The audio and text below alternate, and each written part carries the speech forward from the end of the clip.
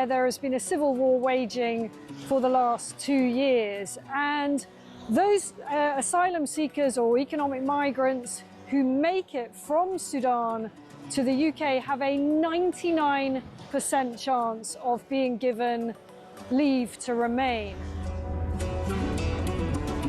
So I spent several hours talking to immigration chiefs here in Benghazi on the east side of Libya. The Libyan National Army has a very good grip on the immigration problem, albeit fighting against a huge crisis with limited resources. There is a very, very clear process of giving people proper health checks, the life-saving care that they need, and then working out where it is exactly that they've come from. Their message to the UK is that you are fueling this problem. You are effectively advertising a great new life for people from sub-Saharan Africa. They actually said, you know, what do you think happens when a guy from Sudan comes up through Libya and makes his way all the way to the UK and gets put in a luxurious hotel and provided with everything? And make no mistake, it is a perilous journey. We see it from the end point. We see the channel crossing as the dangerous bit. But actually where these journeys begin is in the hot desert. Many, many tens of kilometers have to be covered on foot by these migrants. And as many as 1 in 4 do not make it. That means bodies in the desert. The Libyan authorities are having to recover bodies in the desert. About the UK and how much awareness. Please understand the scale of what we are dealing with here with very, very limited resources. Once again, you know, people come in from charities, from NGOs, they use warm words, and the authorities here told me the only thing that we ever get is maybe a few toothbrushes and some nappies for the babies.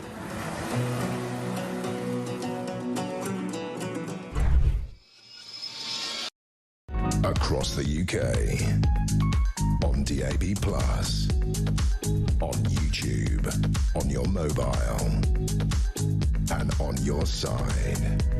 This is Talk.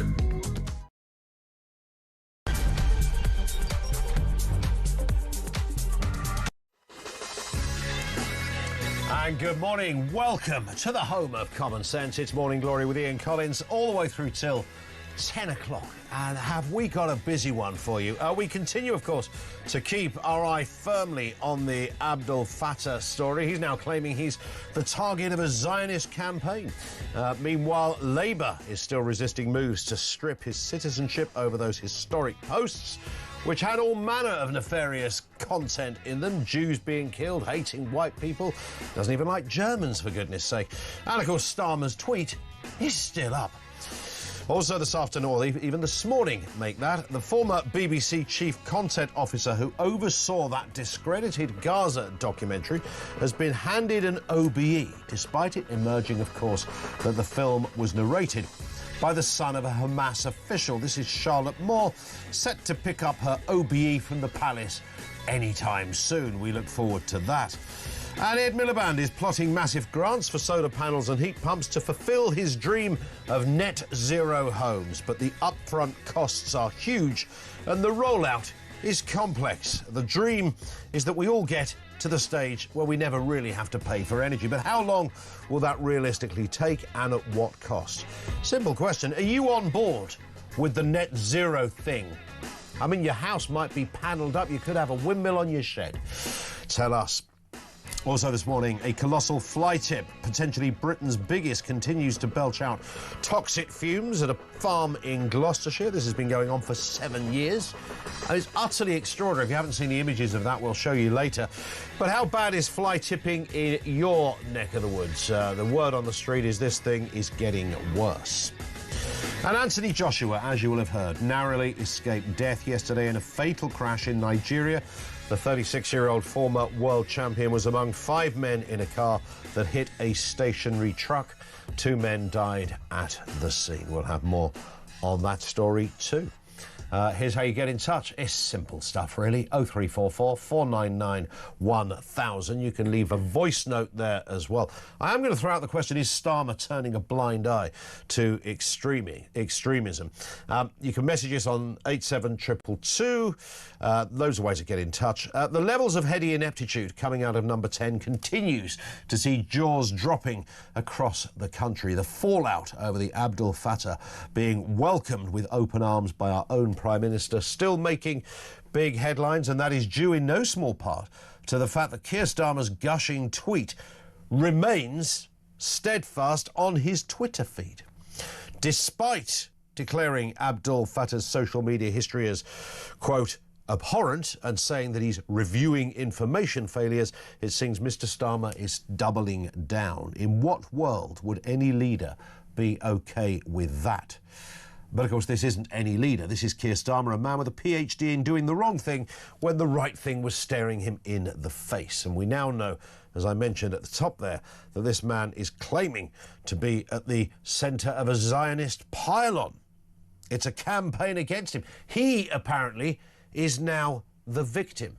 And all of this going on while Labour resist calls for him to be stripped of his British citizenship and deported over the many things, thousands of things that he's said over the years. To discuss this and the other big stories of the day, Benedict Spence is in with his political commentator, an all-round festive joy. Good to see you, Benedict. Hello. Nice to have you with us. I mean, this is one of those stories that you sort of look at it and then you step back and look at it again and go, have I missed something here? Is there something I'm not seeing? So we know about what this man thinks, the kind of allegiances he has, who he supports, who he hates, who he wants dead, white people, police. He doesn't like the Dutch people. I mean, Dutch people never did anything to anybody, for goodness sake. But no, well, there's a debate there perhaps. But there is still, to me, this irredeemable reality of Keir Starmer keeping this tweet up. I can't get over that because I think that's rather significant. Well, I think it shows that there's absolutely no intention of reverse ferreting on this. The decision has been made and they feel very strongly and proudly about it. And it's not really for us, is the important thing to understand. It's not been sent deliberately to wind any of us up, although I suspect they must have thought there was a chance of that happening. It's been sent to signal to other constituencies, if you like, in the UK, that they are good eggs and that they're doing the right thing. And it's two groups in particular. It is the large Muslim minority in this country that is very important in lots of Labour constituencies. Have to remember that. The other is the international legal community, which, you know, we mention, don't we, of course, often enough, that Keir Starmer is, was at the very least a high-flying lawyer, and he surrounds himself with very prominent international human rights lawyers, people like Philip Sands and the Attorney General, Lord Hermer. This is who they're talking to. They're talking to a group of people who belong to that sort of cadre, for whom this sort of thing is the most important thing you can possibly do. If there is an activist anywhere in the world who's been imprisoned by any government, they take it upon themselves to say, this person must be a good person and it is in our interest to free them, because of course they're a good person. They're fighting the system. Doesn't matter what they've actually done. Doesn't matter what the system is. This is what they see as being an important thing, as being a priority. And I think we need to remember that. This is not a government that is really working for ordinary people. It has interests in certain groups, one of which is literally, I think, an international legal group. I think that's probably true, actually. So they're kind of ticking different boxes on this. And Starmer's calculation, one assumes, from what you've just said, Benedict, is that he stands to gain more doing it that way than doing it the other way. The rest of us can go to hell, basically. Basically, and I think with our strange requests. And this is, I really do think that it needs to be sort of emphasised again and again and again. The worldview that is espoused by people like Keir Starmer, that is adhered to, is in some ways I feel bad actually even saying legal, because it's not even the worldview of the average barrister out there. Correct. It is a certain kind of individual who sees themselves not as a lawyer but as a human rights lawyer, better than the ordinary, better than all else and sundry, and that they have some sort of higher calling, higher principles that adhere to them. So freeing people like this, being able to go between governments, being able to achieve things on this sort of scale, is, I think, seen as very important to them. It is a status thing. It is about achievement. It is a moral demonstration as much as anything else. Even if the rest of us are sat here going, hang on, what on earth has this person got to do with Britain? Why are they British? What does this say about being British or the value of British citizenship? That doesn't matter to people like Keir Starmer. It's beyond extraordinary. I bang on about this all the time, and I did yesterday. I always have to put the caveat in that I'll continue to do so as well. We don't have. There's no incredulity. There's no anger from our leaders. I mean, he's used the word abhorrent. His latest tweet, post on X, says Yvette Cooper, the Foreign Secretary, of course, has set out in her letter the historic tweets by this man. They are absolutely abhorrent. That's as animated as he gets. They're abhorrent. With the rise of anti-Semitism and recent horrific attacks, I know this has added to this distress of many in the Jewish community in the UK. We are taking steps to review the information failures in this case. This man should have walked out of number 10, Benedict. He should have been pulling his hair out with anger. He should have been saying, I don't know what's gone wrong here. No idea what's happened. I'm going to get to the bottom of this. This man is not one of us. He's not British, not really. He's not wanted here. His tweets are outrageous. That's what we wanted to hear. It needs to be said, this man is not British. In no way, shape or form is he British. And the fact that you can just pick up British citizenship quite as easily as this person has for such a niche reason, and that nobody in the administration of this country sees any problem with that, I think speaks a great deal to quite how much the value of British citizenship has been completely eroded. It's an insult to all of us who were born in this country. It's an insult to those who work very hard to gain British citizenship, who move here because they wish to assimilate. The idea that this person who has no ties beyond the most tenuous can simply be given a British passport, and that is therefore the same as those of us who have been born and bred in this country, or those who have worked for swathes of their lives to become British. That's deeply insulting. Keir Starmer cannot, though, reverse ferret on this. He can't publicly do that, because the second that he does that, it is open season then on similar cases of people being given British citizenship for whom the rest of us then turn around and go, hang on, I'm not quite sure this person is particularly British. We had the Shamima Begum case. That was very sort of specifically related to terrorism charges, that you can remove somebody's citizenship for that. This individual has not, as far as we're aware, been accused of terrorism in the UK. So if it's for things like free speech violations or political views, then Labour doesn't want to go down that route, because the second you can take citizenship away from people for political views, oh boy, is that a lot of people who have come to this country. And I think that that's a very important thing to remember here. There are huge numbers of people in this country who have come here, who are living off the taxpayers' money, who are making the best of the benefits that this country offers, who are in no way, shape or form British. They are here because it is quite literally a financial arrangement. It is better financially for them to be in this country with the healthcare, with the education, with the infrastructure, which we all recognise is not as good as it used to be, but it is still a lot better than it is in other parts of the world. Those people are more than happy to take those things, but they have absolutely no interest in them becoming British or their children becoming British. Absolutely. It's interesting, and again, a bit of a rinse and repeat moment from me, but can you imagine Donald Trump's reaction to if he discovered this person had come back into his country under the Biden administration, that they'd somehow ferried him through on a sort of technicality over citizenship? And you can see Trump standing either, in the Oval Office, the Rose Garden, or in the press room, wherever. He would be spitting feathers at this. He would be, whatever's happened, this man is not wanted. I'm going to do my best to make sure he's out. We don't get any of that. We have these neatly clipped, pre-prepared press releases cobbled together by spads in the Foreign Office and at number 10. These are abhorrent. We're going to try and get to the bottom of this. I mean, it's just woeful. It's not acceptable. These people haven't realised we're living in very different times now.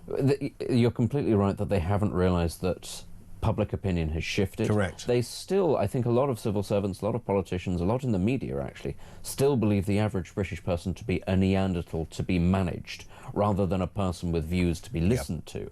It's all about, as you say, responses, optics. It's about managing it. Even Keir Starmer's response to what Alaa Abdel Fattah had actually said, he's framing it entirely through the prism of anti-Semitism.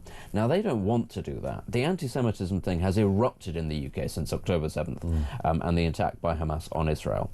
We all knew that it was bubbling under the surface, that people had come into this country with medieval views on Jews that were completely at odds with British culture, and that nothing had been done to tackle that. But they are having to address it now because it is being performed quite openly. But what's still really interesting is Alaa Abd el-Fattah said pretty overtly, I don't like British people. He was talking about Brits, not Jews. He was also talking about Brits. The Prime Minister has not.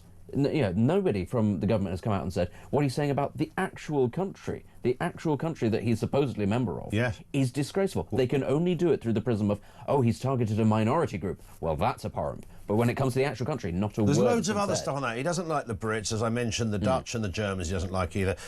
He described British people as dogs and monkeys in a statement. He's denied the Holocaust. I mean, I could go on. It's almost, there's so much of this stuff. It's kind of like a parody. It's like someone has written a book about, the world's worst person. And here's what he said. If Graham Linehan had created this person as a figure for a show, he'd have been arrested because it would have been considered too offensive, ironically. At the airport, probably. Yeah. It's interesting you mentioned about this sense of Britishness as well. This morning I did something I don't normally do, Benedict. I had to put on the oven gloves for this. I picked up The Guardian. And there it is. On their front page, 1 in 3 believe that Britishness is dependent on being born in the UK. And what's interesting about this, the number has doubled in 2 years that have this view, that research that warns of an increase in ethno-nationalism in Britain. I don't know why it has to warn about nationalism. Nationalism is not...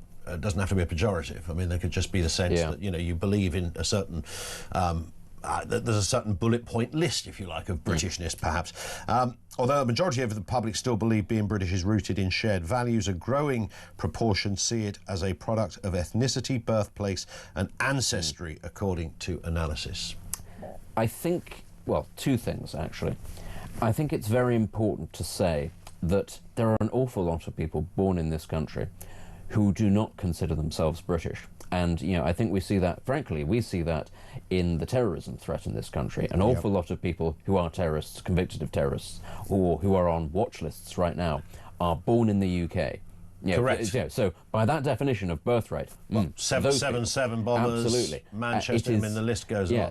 The irony is, very often people who are first-generation immigrants, or at least in the past, not so much now, I think, but once upon a time, it would have been their parents and grandparents who came, who tried to assimilate. And actually, I think when we get into the issue of birthright citizenship, it is dodgy because there are an awful lot of dual nationals who are born here, who frankly you'd look at and go, I'm not sure you are British at all, certainly not in terms of shared values. I think it's very important to say, ethnicity, of course, plays a role. It is a lie to say that Britain has a multicultural sense in the fact that it has always had a melting pot of all kinds of ethnic groups and cultures. That is not true. We've had 4 key ones, which we're all aware of, but they're fairly similar. And I think it's important to recognise that because that is where our culture has come from. It is the product of those 4 cultures, if we're being honest with you. To say, therefore, that because you had 4 cultures, that you should be open to all and sundry of the world to come and do what they want is not true. It is not acceptable, but it is also not right, I think, to say you have to have been born here. One of the great things about our culture, our civilization, why it is better than all of those others, is we have managed to transcend the bounds of ethnicity. If you want to come from abroad and you want to be British, it is possible. But the problem there lies in what the majority of people think is Britishness, shared values. For decades, we have been told very mixed things about what those values actually are, many of which do not necessarily correspond to what the average British person, either born here or migrant, views as being British. But it seemed to work for some time. You look, 50s, 60s, 70s, Windrush, South Asian families coming over from India being the obvious example. That really worked. I mean, of course, there were issues, but those people tended to come and assimilate. But a few generations later, some of the family of those people have gone kind of almost the other way. I think in the immediate aftermath and the end of empire, there was still a shared sense of what Britishness was, and it was rooted in pride of what Britishness was. It was rooted in a shared sense of values which were founded on, I'm not a particularly sort of overt Christian or anything like that, but you have to be aware of the role that the Church of England played for centuries leading up to that. There's no question that that played a major role, but also, frankly, of I don't say progressive in the sense of what it is used in today. Yeah. I mean forward-facing, a nation that wanted to better itself, rather than a nation that has descended in on itself and is engaged in a round of punishment beatings for itself because it feels bad about empire, because it feels bad about poverty. That, I think, is what defined Britain then, which was, if nothing else, more optimistic and more assured of itself. Now it is neither of those things, and that then is, I think, is where you then see people regressing backwards, and also then when you get people of migrant backgrounds going, oh well, maybe things were back, better back where I came from. Maybe they did have a point back where I came from, and very often I think that that's grounded in conservative views of who we are, who they are. And I think it's a very important thing. As our country has veered more towards the progressive left, and the idea of deconstructing identity, deconstructing all of these things and casting them off as evil and racist, well, then you don't have those shared points of reference anymore. Yeah, absolutely. And it is fair to say that when it comes to Abdel Fattah, there are thousands of him in the UK. They're all over the place, these people who hate this country, the values of this country. They purport to have allegiances elsewhere that are far greater than anything this whole place could offer, despite, of course, being the host country, offering shelter and food and goodness knows what else all over the place. Lines are open on this. What is Britishness in that respect? 1 in 3 believe Britishness is dependent on being born in the UK. That's probably a little skew-if and doesn't really tell an authentic or an intelligent story, but you understand the point. Your thoughts on that, 0344 499 1000. You can leave a voice note there as well. And back to the bigger issue, is Keir Starmer turning a blind eye to extremism? Lines are open, voice notes, calls and messages on 87222.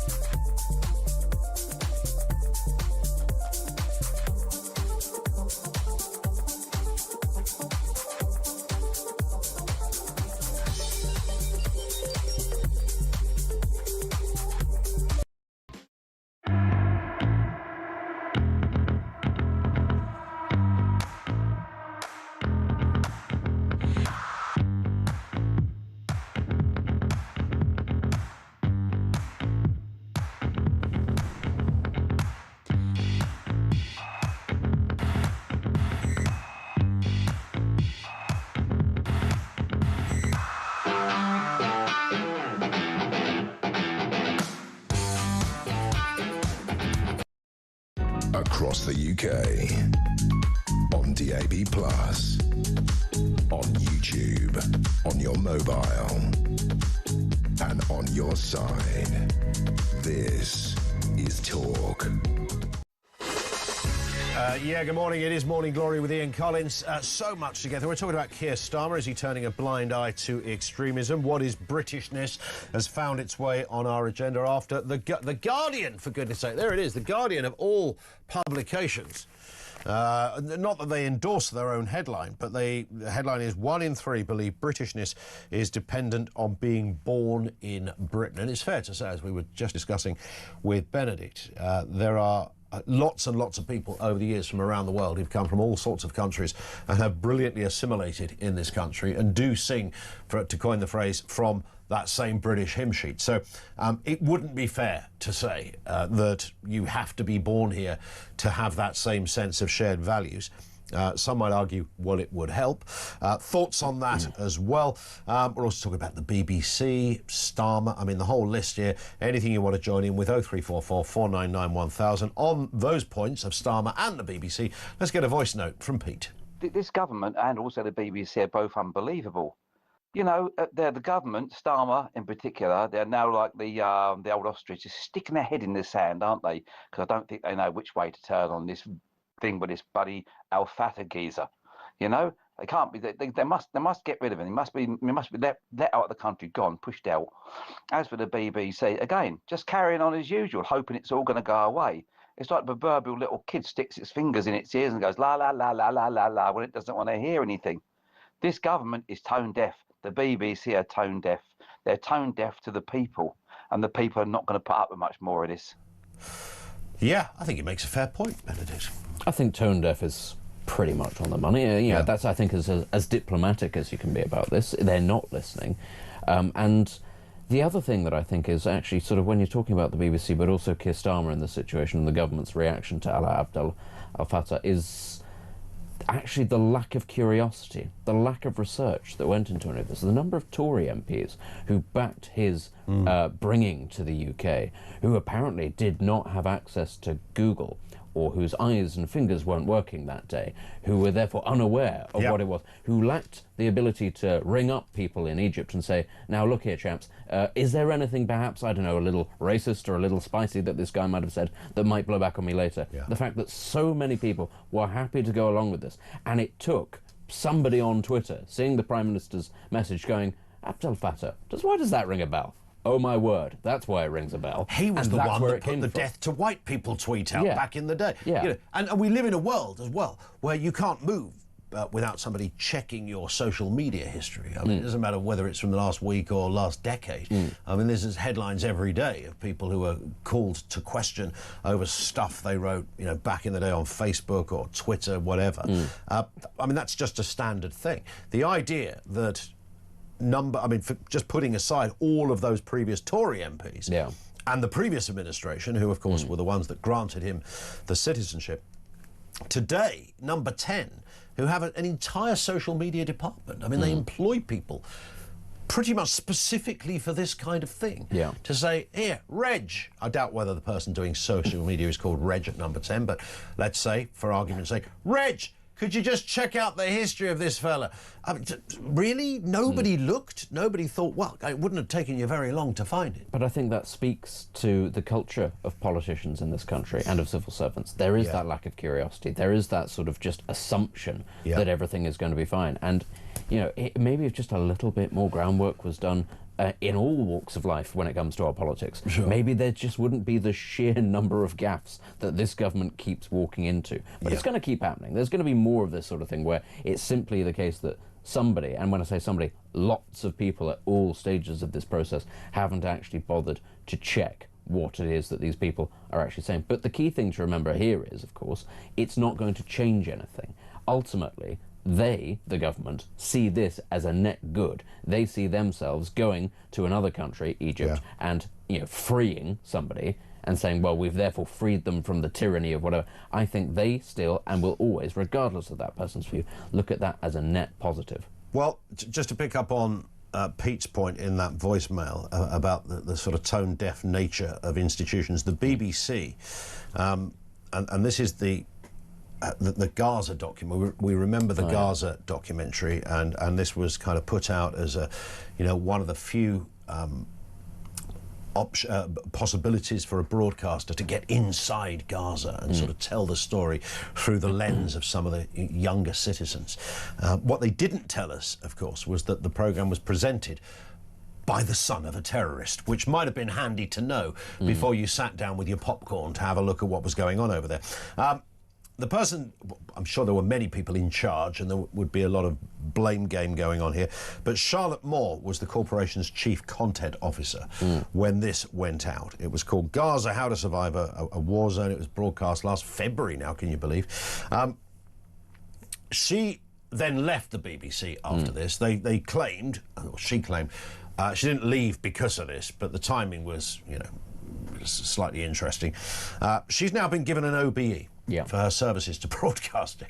Now, you might think, even if she had a glowing CV, you know, she'd done some really good stuff back in the day on Panorama and God knows what else, that this one thing, they'd have said to her, look, Charlotte, any other day of the week, mate, we'd have given you the OBE, but bearing in mind the last thing as you walked out of the BBC door, as it closed behind you, the last thing you were involved with was that Gaza documentary. So we think the OBE might be a little bit of a bad fit. But they didn't do that.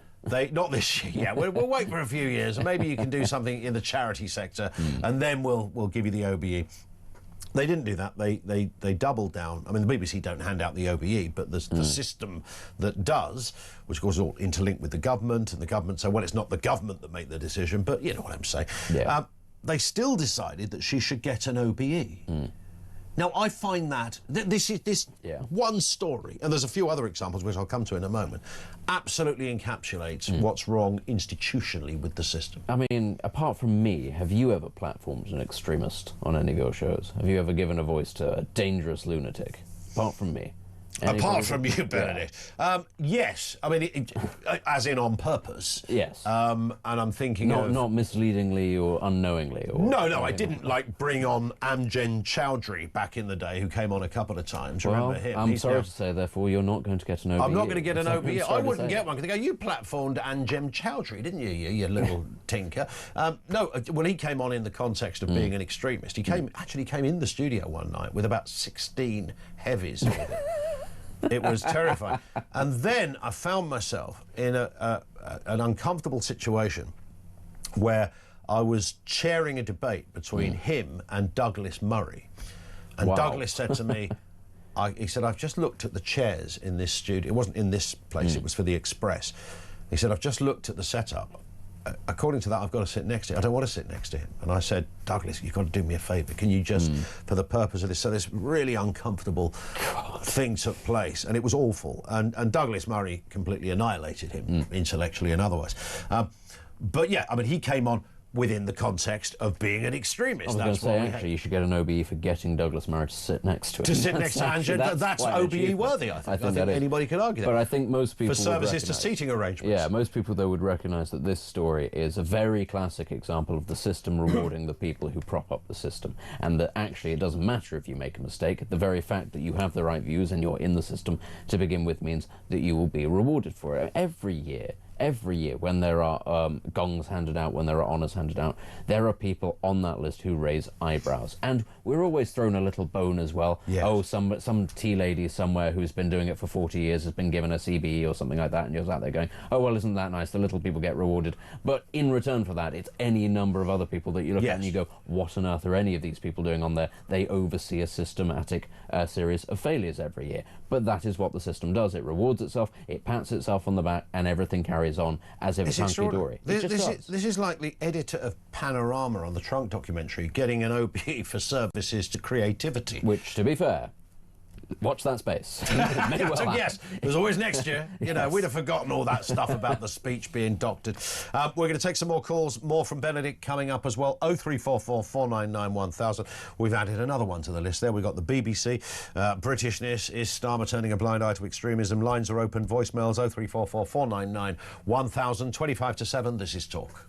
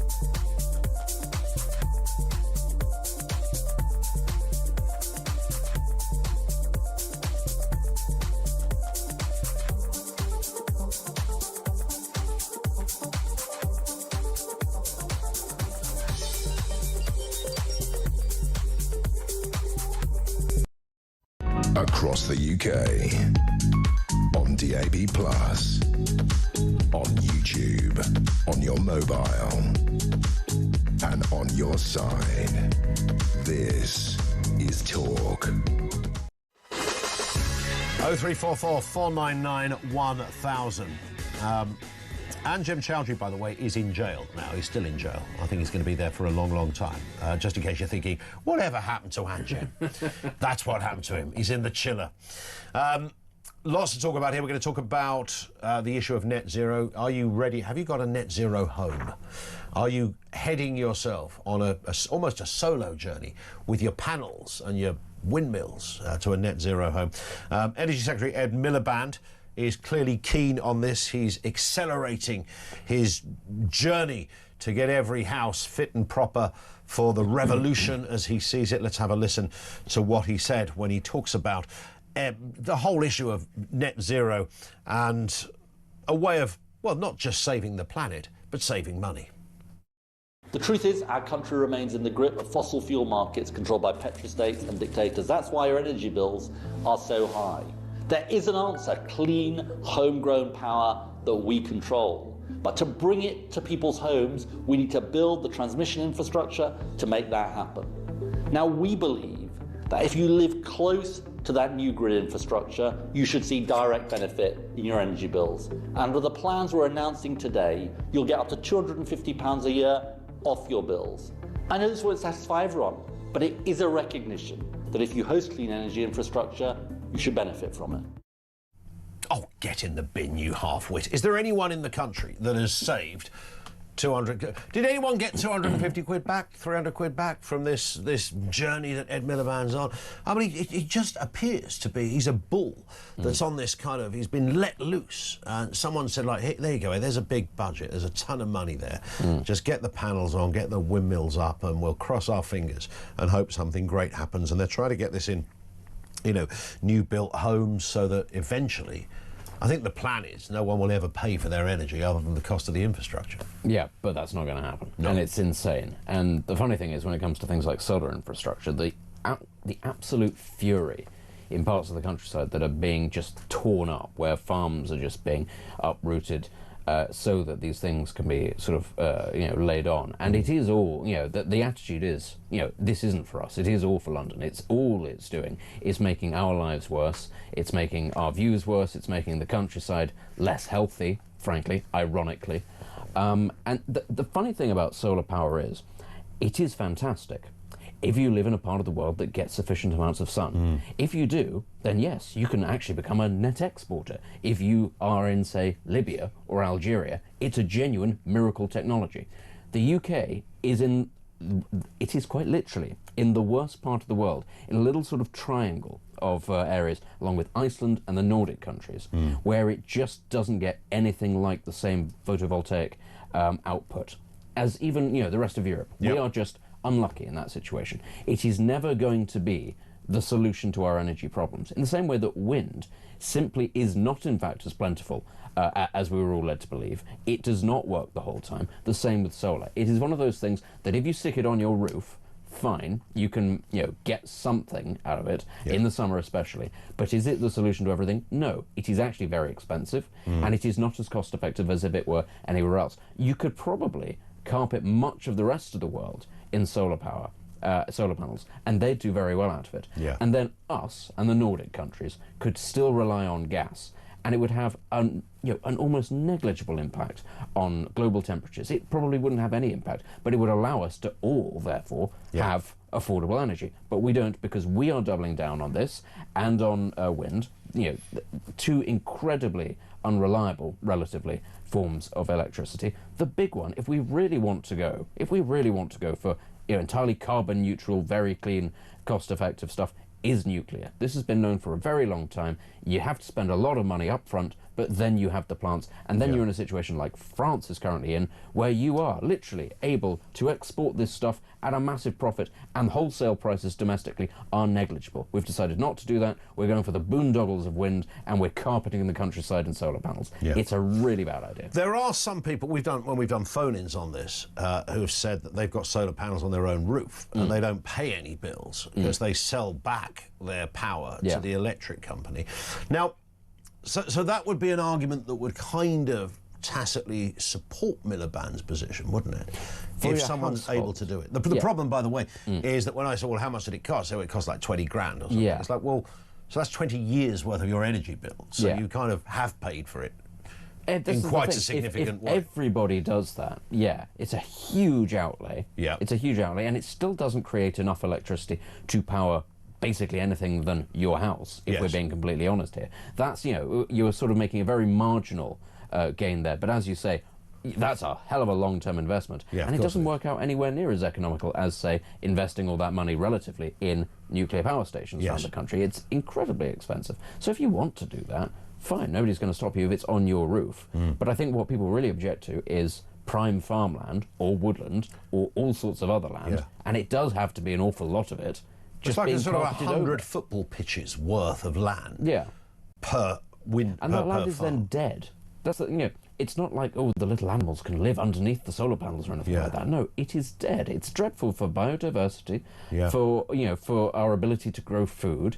It's incredibly cumbersome, very expensive, and I tell you what, a lot of the year it's not going to generate as much electricity as we will need, which will mean we'll need to supplement it by bringing it in from overseas. Where will we get it? Probably from France with its nuclear power stations. Yeah. Thanks so much for not investing in those. Yeah. Or, lol, from Norway, which Yeah. is drilling the gas that we could drill ourselves. Yes. Isn't Well, we that can't ironic? drill ourselves now, can we? Because they banned it. So. Yes.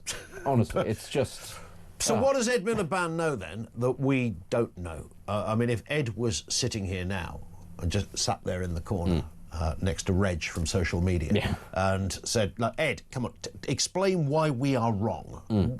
How would he articulate that argument? Well, I'm the wrong person to ask because he alone seems to know what it is exactly. Got it all No- worked out. He's none very of, None of excited. my energy bills have gone down any at all. I don't through know the of roof. anybody who's Has had- anyone's energy bill gone down? Well, as you say, somebody who's invested all that money or Yeah. got a subsidy, which means somebody else has paid Yeah, for yeah. it, which means the taxpayers paid for it, their energy bills might have gone down, but that is very far from the majority of people, and actually, that's not a cost-effective thing to do. I would love to know what it is exactly about solar that is going to bring all of our energy prices down, and as I said at the top, I think people having solar panels on their roofs, if it can be done affordably, is not a bad idea because a roof isn't actually Yeah. taking up any space. It's not interfering with anything. It's just there. But it's when you're ripping up the countryside to do it over, stretches of land, swathes of land far bigger than the average power station has. That's where people are sat there going, it's not just about the benefits such as they are, which No, aren't there's great. other Yeah, factors you're in also this as exactly. well. There's a massive cost involved there in terms of taking that land out of use for other things that it Yeah. could be used for. When I was a kid, and I'm obviously older than you, but when I was a kid, there was a house around the corner from us that had solar panels on it, and nobody knew what they were. I mean, nobody said, "Oh, look at that house with the solar panel." I don't even think they had that name. And I look back at that now and think, how were they? Were they ever working these things? With what sort of infrastructure did they have back then in the 1980s to energise a house? I don't know. Did they? Or It was probably actually just an enthusiast. It was probably just I somebody think it who probably was. one of those people who probably today they'd buy a Tesla, a couple of years before everybody else did, or somebody who's particularly interested in technology or how something works. It might have just been that sort of thing, and that it might have been quite rudimentary. As I say, nothing wrong with solar power necessarily, and across much of the rest of the world. If you were an Italian or something like that, and you've got a roof, you'd absolutely be trying to get as many solar panels as you could. Or if you were living in Spain Yeah. or anywhere else, it would make a lot of sense. I'm sorry, we just live in the really small part of the Yeah. world, along with as I say, Greenland and Norway and whatever. That actually it makes not very much sense. Doesn't make a lot of difference. Are you one of those people that actually have gone panel bound and lobbed them on your roof and don't pay any bills? I've met lots of people now that have got them on their roof, and you see them, and you're walking the dog and whatever. I've never met anyone with a windmill in their garden. I think that's socially unacceptable. Well, I think it's socially unacceptable, and people would point and stare, correctly so. But they do sell, apparently, like kind of a sort of domestic windmill. But it's not like one of those rotary washing lines. You know, it's not that size. I think your domestic windmill is still a pretty big affair. Yeah, You've sort of got to have a couple of acres. I think it looks a little naff is the thing. If it's just in your back garden and it's going the whole time and presumably making a bit of noise, I think people will look at you and be like, that's a bit too keen. There's something passive about the solar panel, which is at the very least dignified. Whereas actually, if you've got the thing desperately having to work for you, I think people are looking at you and going, I don't know. I don't know why that is, but that's genuinely what I think it is. Our producer, Finn, has just informed me that you can buy a windmill for 200 quid on Amazon. Really? How tall is it, Finn? You know, they usually do one of the pictures is usually the measurement, isn't it? It's usually got the dimensions, specification. Look at the specifications, Finn. I'd be intrigued to know, because I would imagine one of these things has got to go at full pelt if it's going to start supplying you with heat. Yeah, it has to look keen. 12 kilograms in weight. 3 blades. Well, they all have 3 blades. It sounds like just a windmill for a fish tank, isn't it? That's not a... And how much electricity does this generate? Yeah. We're going to do a bit more research on that, do a deep dive into can you just buy one and stick it in your garden. But if you also look on places like Amazon and eBay, you can buy a house, can't you, for about like £1,000. Yeah. All sorts of stuff. You know, a house you can just build, but you've got to obviously buy the land. And the house, when you look at it... I was going to say, and in this country, you have to go through about 14,000 pages of planning. Exactly, yeah. You buy the house, but then you've got to get the land, and the house is sort of a cupboard, really. You know, those self-construct things. Let's move on to this story. We're never far away from a fly tipping tale, but this one is absolutely up there in terms of what should disturb us. Britain's biggest fly tip problem, and it's in Gloucestershire, and the length and the size of this thing is extraordinary, and nobody seems to have done anything about it, and it's become a bit of a thing for criminals and the like to simply pitch up and decide, oh, this is what I'm going to do. I'm going to drop my waste into this neck of the woods. The farm that's next, there's a farm next to it that does sort of open days, so petting days, and with goats. They do stuff at Christmas like the elf festive trail and stuff like that. Right. But on certain days, this fly tipping affair knocks out. You can, if you're watching us on our feed, you will see the enormity of this thing. It's absolutely vast. And you can smell it. And if the wind blows in the wrong direction, anyone living nearby can smell it as well. It's more than 2 acres in size. That's 10 times the size of the previous notorious fly tipping issue in Oxfordshire, which was previously said to be the biggest. So there's now sort of world records being set for fly. Yeah. I mean, what a terrible indictment on our existence in the 21st century. There's now a record for the biggest fly tip. My fly tip's bigger than your fly tip. The problem with this one dates back to 2018, when up to 50 trucks a day from all over the UK were turning up at this farm. It became a thing. You know, if you've got stuff to drop off, get down to this place in Gloucestershire and drop it down. Tens of thousands of tons of rubbish deposited on this illegal tip. And apparently, nobody's doing anything about it. That's the bit I can't work out. This is the thing that I've never quite understood about the insanity of British environmentalism, which is that you're prepared to completely trash your energy supply to try and affect 1% of global emissions. But the actual issue of the pollution of the very land you live on, it just seems to go by the by, because actually this sort of thing happens very frequently. And the actual effects of fly tipping and stuff like that on local ecosystems, on rivers, on woodlands and all that sort of thing, and what that does to wildlife, but by extension what then ends up getting into the food chain, because stuff does seep into the ground, which gets picked up by crops, gets eaten by animals, and does affect people, does poison people. It's almost seen as a secondary thing. Oh, that doesn't matter, because what's really important is the giant issue of global emissions. This is environmentalism. This is actually what people should be getting as caught up about as they do about energy, if not more so, because it has a tangible, short-term impact on people, on wildlife, on the very land on which they live. But you're right, nothing gets done about this because it is seen as almost a secondary problem. It's seen as quite literally, it's a grubby business. It's dealing with criminality, which we already know our state doesn't really like to deal with. It means the actual dirty business of getting down there and cleaning it up. It means finding somewhere else to put the rubbish. Yep. That's the sort of thing, actually, that people who like to style themselves as climate warriors trying to save the planet, they'd rather not do that, because that's a bit too much like hard work. The council, in this case, Forest of Dean Council, said it's taken action. The landowner, it said it had taken action. The landowner, who also has more than one name apparently, which makes it a little. It's a good start, isn't it? Over a serious breach of environmental regulations. Brilliant. That's their statement. We've taken action. We haven't taken any action because it's still there. It's 20 foot deep. It's 50. What did I say? 50 foot wide, and goodness knows what else. Trucks going in on a daily basis. It is a scandal, and it's acres and acres in terms of the size of this thing. But if they all know that it's there, and it's been there since 2018, you can see the trucks going in. Is it beyond the wit of the police to work out who owns the trucks? Is it beyond the wit of the police to take photographs of their registration plates?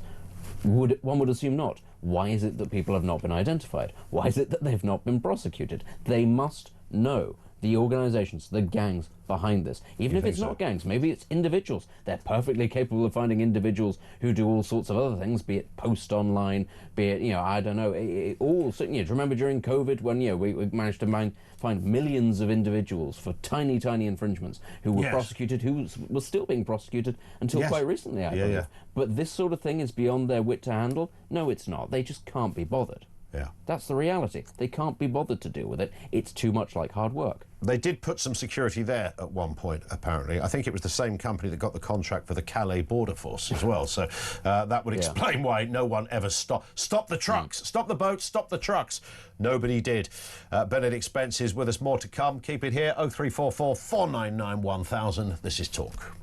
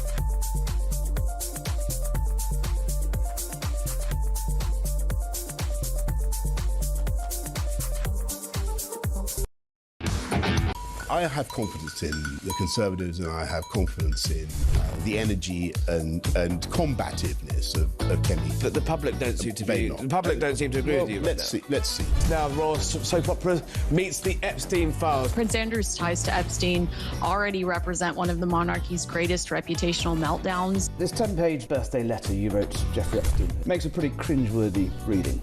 I find them very embarrassing to see. First convicted, first indicted, you continued a business and personal friendship. It was not a business relationship. Not a business relationship.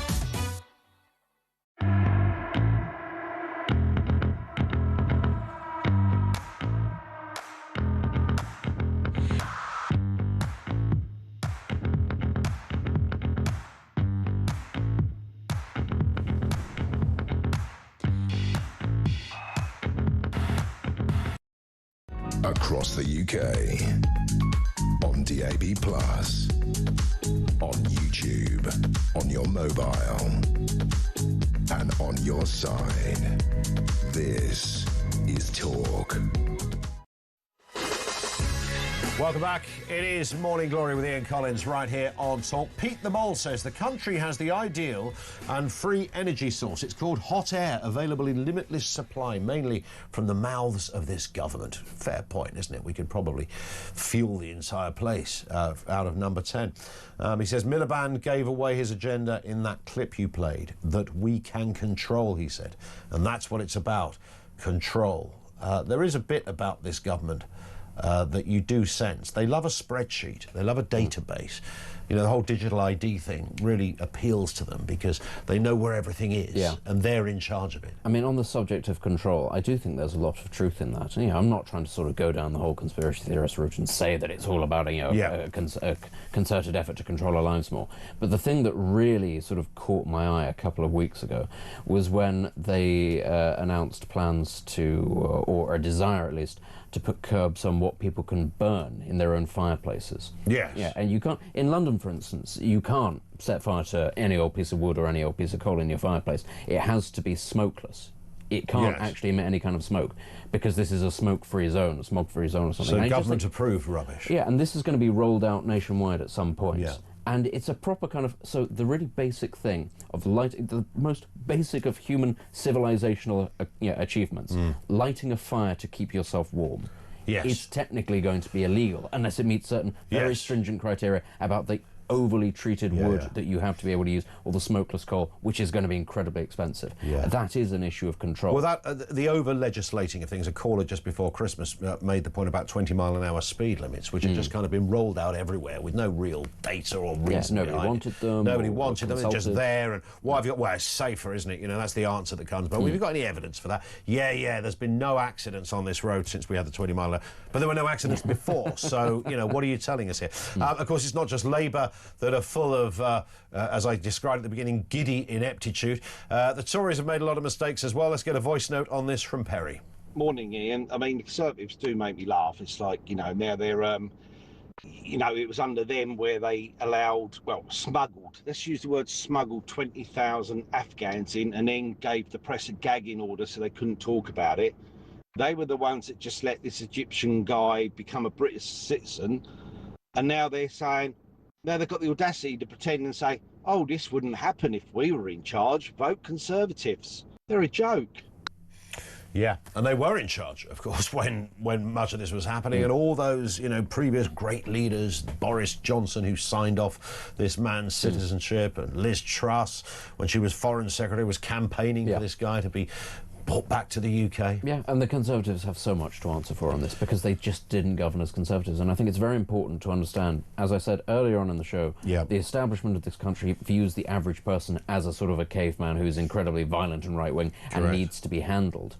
And they look at reform as being a sort of an offshoot of that. Reform would not exist as a political movement if the Conservatives, or Labour to be honest, because a lot of that, you know, that support is coming from the traditional working class, they would not exist if political parties did what they said they were going to do and adhered to the principles that they claimed to have. Both parties have completely surrendered any sort of moral ground on this because they have just abandoned their core principles, and so accordingly their voters are leaving for something that actually promises something that they want and looks like it might even deliver on a few of them. Can Kemi Badenoch do it?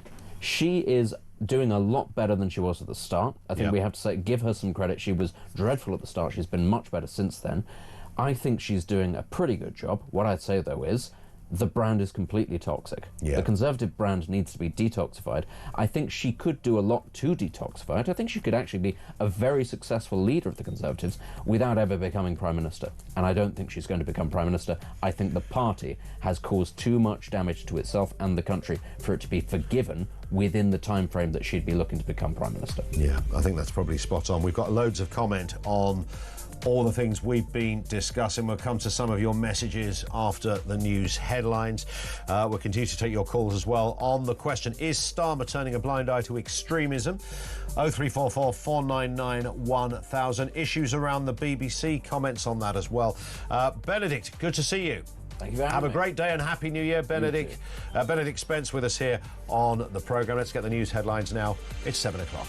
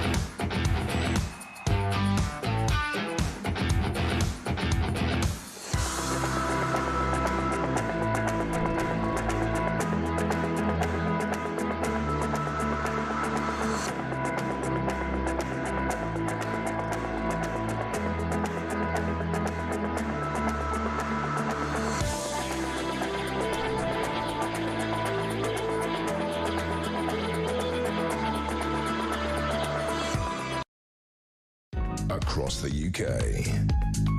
On DAB+, on YouTube, on your mobile, and on your side. This is Talk.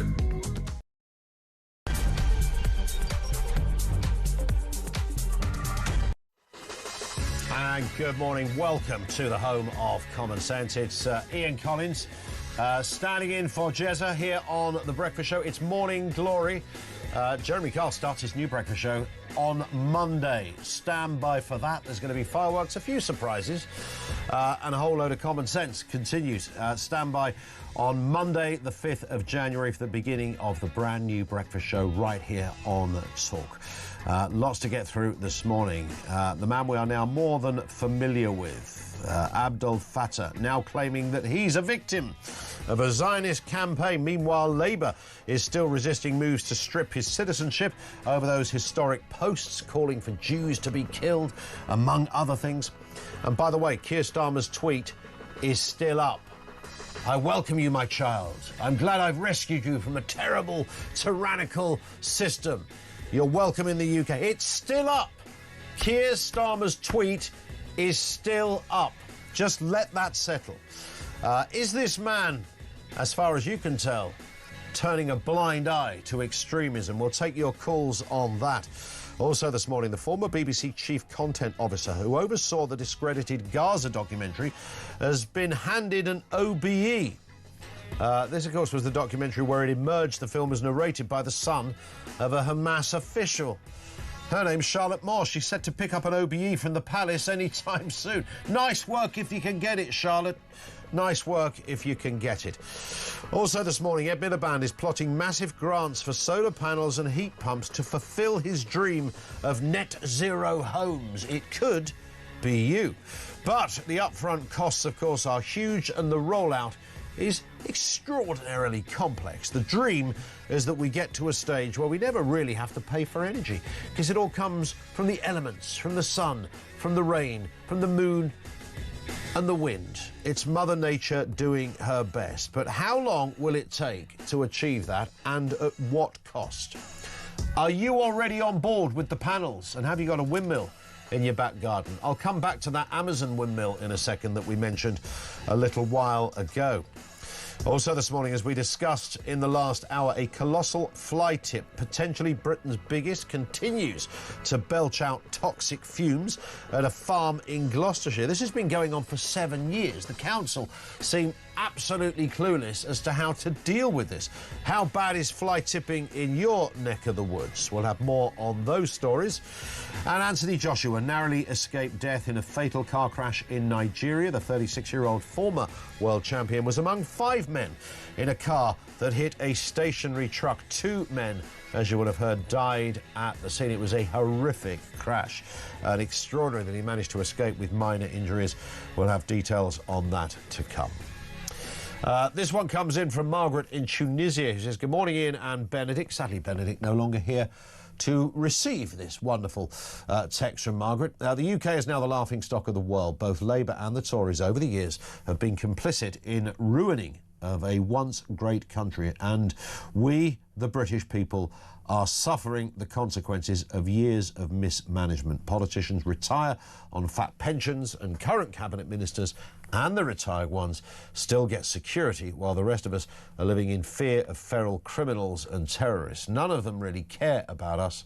They are only interested in themselves. Change is coming, or are we truly sunk without any chance of recovery? Well, Reform UK will claim to be the antidote, of course, to all of these woes. And I mean, there are so many of them, and what we're beginning to expose, not even beginning, I think we're sort of well on the journey now, is it's often called the uni party, that the Tories and Labour, there isn't much difference. Well, you know, there's a veneer of difference, but actually when you dig a little deeper, you do a little archaeological peek into the nuts and bolts of how they run government, where their priorities are, you begin to see how groupthink and the status quo are simply firmly bolted onto whichever government we've had for the last 20 or 30 years. It's kind of the same mechanism. It might once in a while belch out a slightly different policy, but pretty much the methodology of how we govern, or how they govern in this country, has remained a constant. And it's that problem. You know, it's all a sort of neatly choreographed system where if this happens... I mean, look at this case of Abdel Fattah. This horrendous character that's found himself back in this country, and the response from the Prime Minister. Just look at that as a classic example. If David Cameron had been the Prime Minister, the response would have looked exactly the same. If Boris Johnson had been the Prime Minister, the response would have looked exactly the same. And that's because the system doesn't really have any balls, as it were. We don't have... And whilst we don't want, you know, dictators, we do want animation, and we do sometimes want a bit of good anger from our political masters. We want them to feel what we're feeling. We want them to be overtly and demonstrably outraged and disgusted by bad stuff. We don't get any of that. We don't see any of that. We don't hear any of that. When was the last time you saw Starmer or Cooper or any of those front benchers stand up at the dispatch box and really let go? And really go for it, outraged at some horrendous decision, globally or domestically, getting angry about the ineptitude of others in the city. You never hear it. No, they come with their little press release and they read it out like they've been told to do at the dispatch box. There's no sense of, don't worry, guys, we've got your back. And that is where Reform Star clearly is, without doubt, rising. Let's speak to a man who knows a little about that very issue. We've got lots to discuss with Simon Danczuk, former Labour MP, of course, now a member of Reform UK.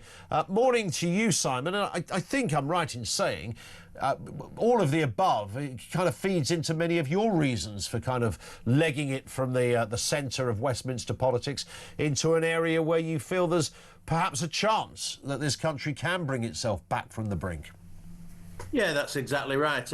Two reasons, really, that I moved away from Labour. First of all, Labour is not the party that it used to be by any stretch of the imagination. You know, I joined a traditional Labour Party that was all about the world of work, about getting people into employment, about supporting them there, about being tough on illegal immigration, tough on crime. And yet this party doesn't resemble the party that I joined.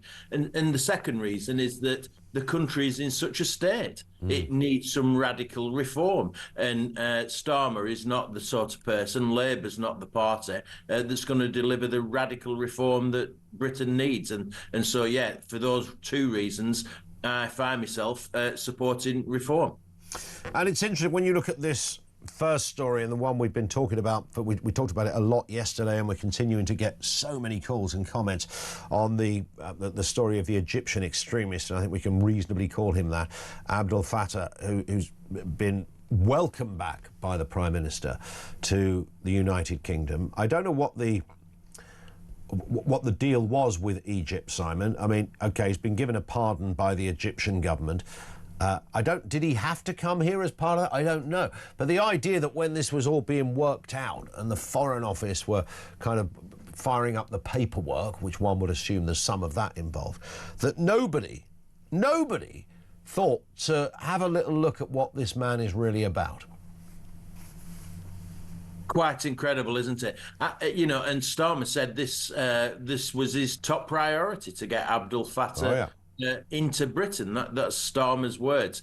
And what we've seen is Yvette Cooper in the last 24 hours coming out saying there's going to be an investigation into why they, politicians, weren't told by civil servants about Abdel Fattah's abhorrent comments in terms of British people, in terms of the Jewish community, in terms of supporting extremism and so on.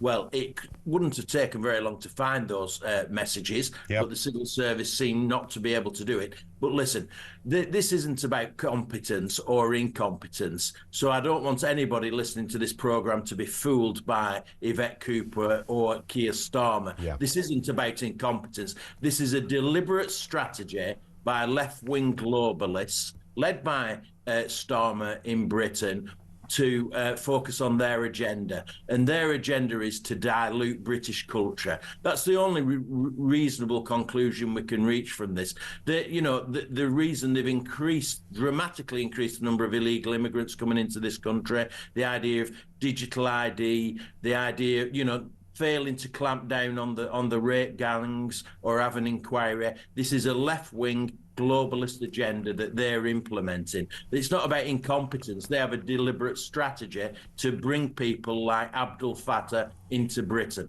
Yeah.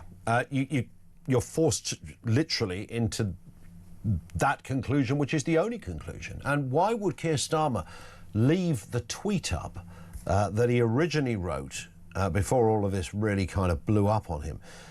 He's left it there. This is the one where he says, "I'm delighted that he's back in the UK. He's been reunited with his loved ones. It must be a profound relief. I want to pay tribute to the family, all those who've worked and campaigned for this moment, like the walls come tumbling down. His case has been a top priority for my government since we came to office. I'm grateful for the decision to grant his pardon." I mean, this is gushing stuff from the Prime Minister. That tweet, Simon, is still up there on Keir Starmer's feed on X. Starmer is being provocative, isn't he? I think he's seen how far he can push the British public. And I think he and his colleagues are underestimating how angry the British public are about this. There's a small minority that are supportive or even celebrate open borders as Starmer does and wants to dilute the British culture. They support that. There's a small minority. But the vast majority of British people are unhappy, would be an understatement, in terms of Abdul Fattah coming into Britain. And, and if the mainstream parties don't get a handle on this, then they're going to have a major problem. People are exceptionally angry about the situation. Yeah. Well, how long can Keir Starmer last? Because it brings us to this story. Sharon Graham, who's the head of Unite, massive union, of course, says that Starmer's replacement is inevitable, condemning Labour's rudderless, austerity-light agenda.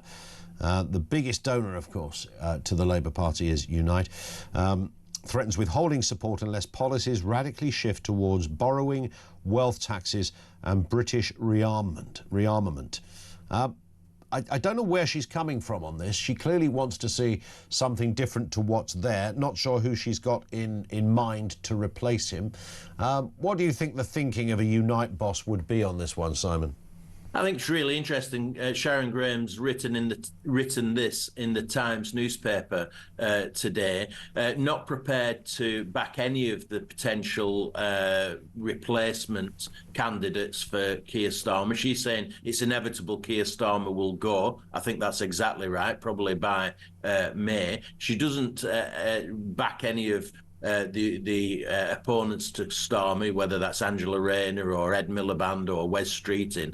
And it could get to a stage where Unite Trade Union, the second largest union in Britain, as you say, the largest donor to Labour, actually disaffiliates from the Labour Party. That is a potential situation which is quite significant. But a lot of this will be about the fact that Unite Trade Union members are leaving Labour behind. They are backing reform, and Sharon Graham will be conscious of that many of her members are talking about voting for Nigel Farage.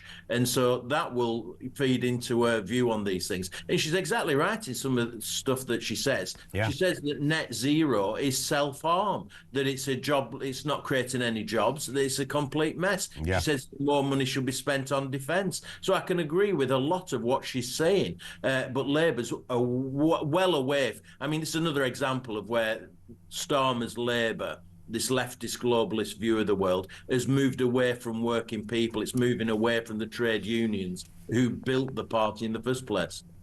She says and warns that replacing Starmer with Rayner or Burnham, Streeting or Miliband changes nothing without wholesale policy overhaul. And it's interesting, Simon, we were talking about how this sort of groupthink status quo way of governing has been fairly pervasive in our system for decades now.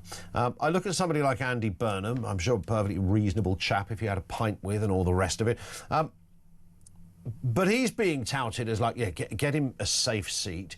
Then he becomes an MP. Then he becomes leader. What would Andy? But seriously, what would Andy Burnham bring to the party? Since when has Andy Burnham been a Thatcher or even, you know, a Martin Luther King character? Where is his political ideology? Where's this burning furnace of, wow, you know, we should all be going, Burnham, God, he's a man who means business. He knows his stuff. I mean, Andy Burnham is just Keir Starmer, right? Oh, Andy Burnham, you know, many of the listeners will recall, is famous for flip-flopping. You know, he used to be a Blairite, then he was a Brownite, then he went over to Corbyn. Now he's our man in the north. You know, I mean, he's got more T-shirts than a high street retailer. But and so it won't be any different. You're exactly right. You're replacing the same with the same. He has no real vision for the country. And you know what really concerns me, and probably many of your listeners, it appears that this is just a game to those people, particularly in Labour. You know, they have an internal argument over who should be deputy leader. Does anybody really care? You know, they're just fighting amongst themselves. It's like student politics. We want some really strong vision and leadership for this country, and we're just not getting it. Spot on. Simon, great to have you on as ever. Thank you, Simon Danczuk. He's a former Labour MP, of course, now a member of Reform UK. I would imagine, watch this space. He, I would guess, will probably be standing at the next election as a candidate for Reform. This story, it's all interlinked, this, isn't it? Well, the more you look at it, from the BBC, the former BBC executive who was one of the three people responsible for the Hamas documentary that was presented by, or it was the Gaza documentary, but presented by the child of a Hamas leader, essentially the child of a terrorist. She's now been given an OBE. You think, did I hear that correct? She's what? So the person who royally messed up by working, she wasn't alone, I get that. It wasn't just her. She didn't sign something off in the dead of night that no one knew about. So there's a whole system in place, but she was a very high profile figure and part of three people that take responsibility for this kind of stuff. She's now got an OBE. At what point would our system reward someone whose last entry on her CV was connected to the BBC's Gaza documentary? That's how we roll. And then we throw in the Abdel Fattah story, which just brilliantly illuminates so much more than just the story of this one man and this extremist that we've welcomed back. What it does, it spotlights not just the giddy levels of ineptitude of this government and the previous government, but it showcases priorities and the way our system thinks. They think it's the right thing to do. They think it's okay to just like, oh, it'll go away, this story. It'll be tomorrow's fish and chip paper, all of that caper. And they are the problems. They are the very problems. And it's that kind of stuff that people are crying out for change. You know, get angry, get annoyed, you know, be perturbed, Prime Minister.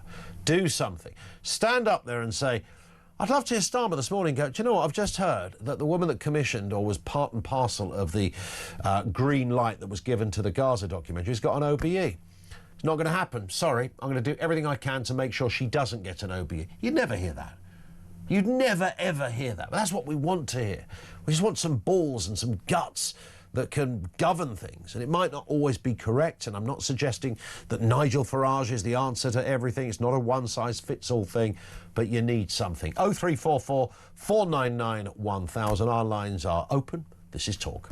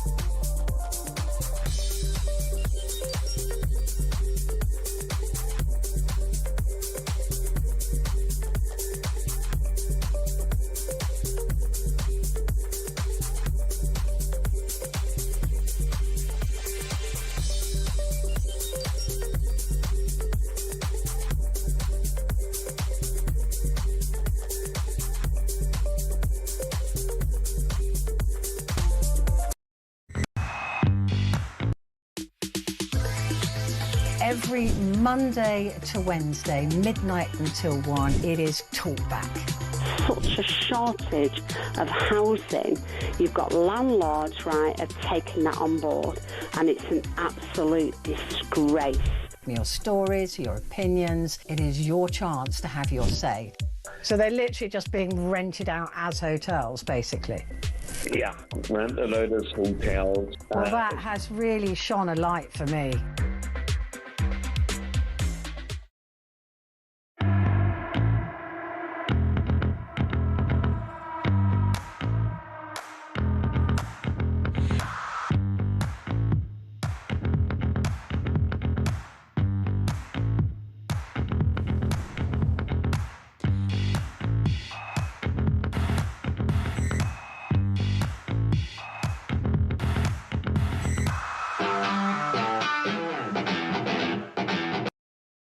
Across the UK, on DAB+, on YouTube, on your mobile, and on your side. This is Talk. Welcome back. It is the home of common sense. It's Morning Glory with Ian Collins, right here on Talk, 24 minutes after 7 o'clock. Lots to get through here this morning as well, particularly the story of Abdel Fattah, who's now suggesting he's the target of a Zionist campaign. So he's now the victim in all of this. Meanwhile, Labour still resisting moves to strip him of his citizenship over historic posts in which he wrote, well, I don't even know where to start. Zionist to be killed, doesn't like white people, denied the Holocaust, British people are dogs and monkeys. I mean, they're just the tip of the iceberg, frankly. He has apologised for his slurs and denials, saying his words were twisted. But his Facebook page later liked a post alleging there was a campaign against him.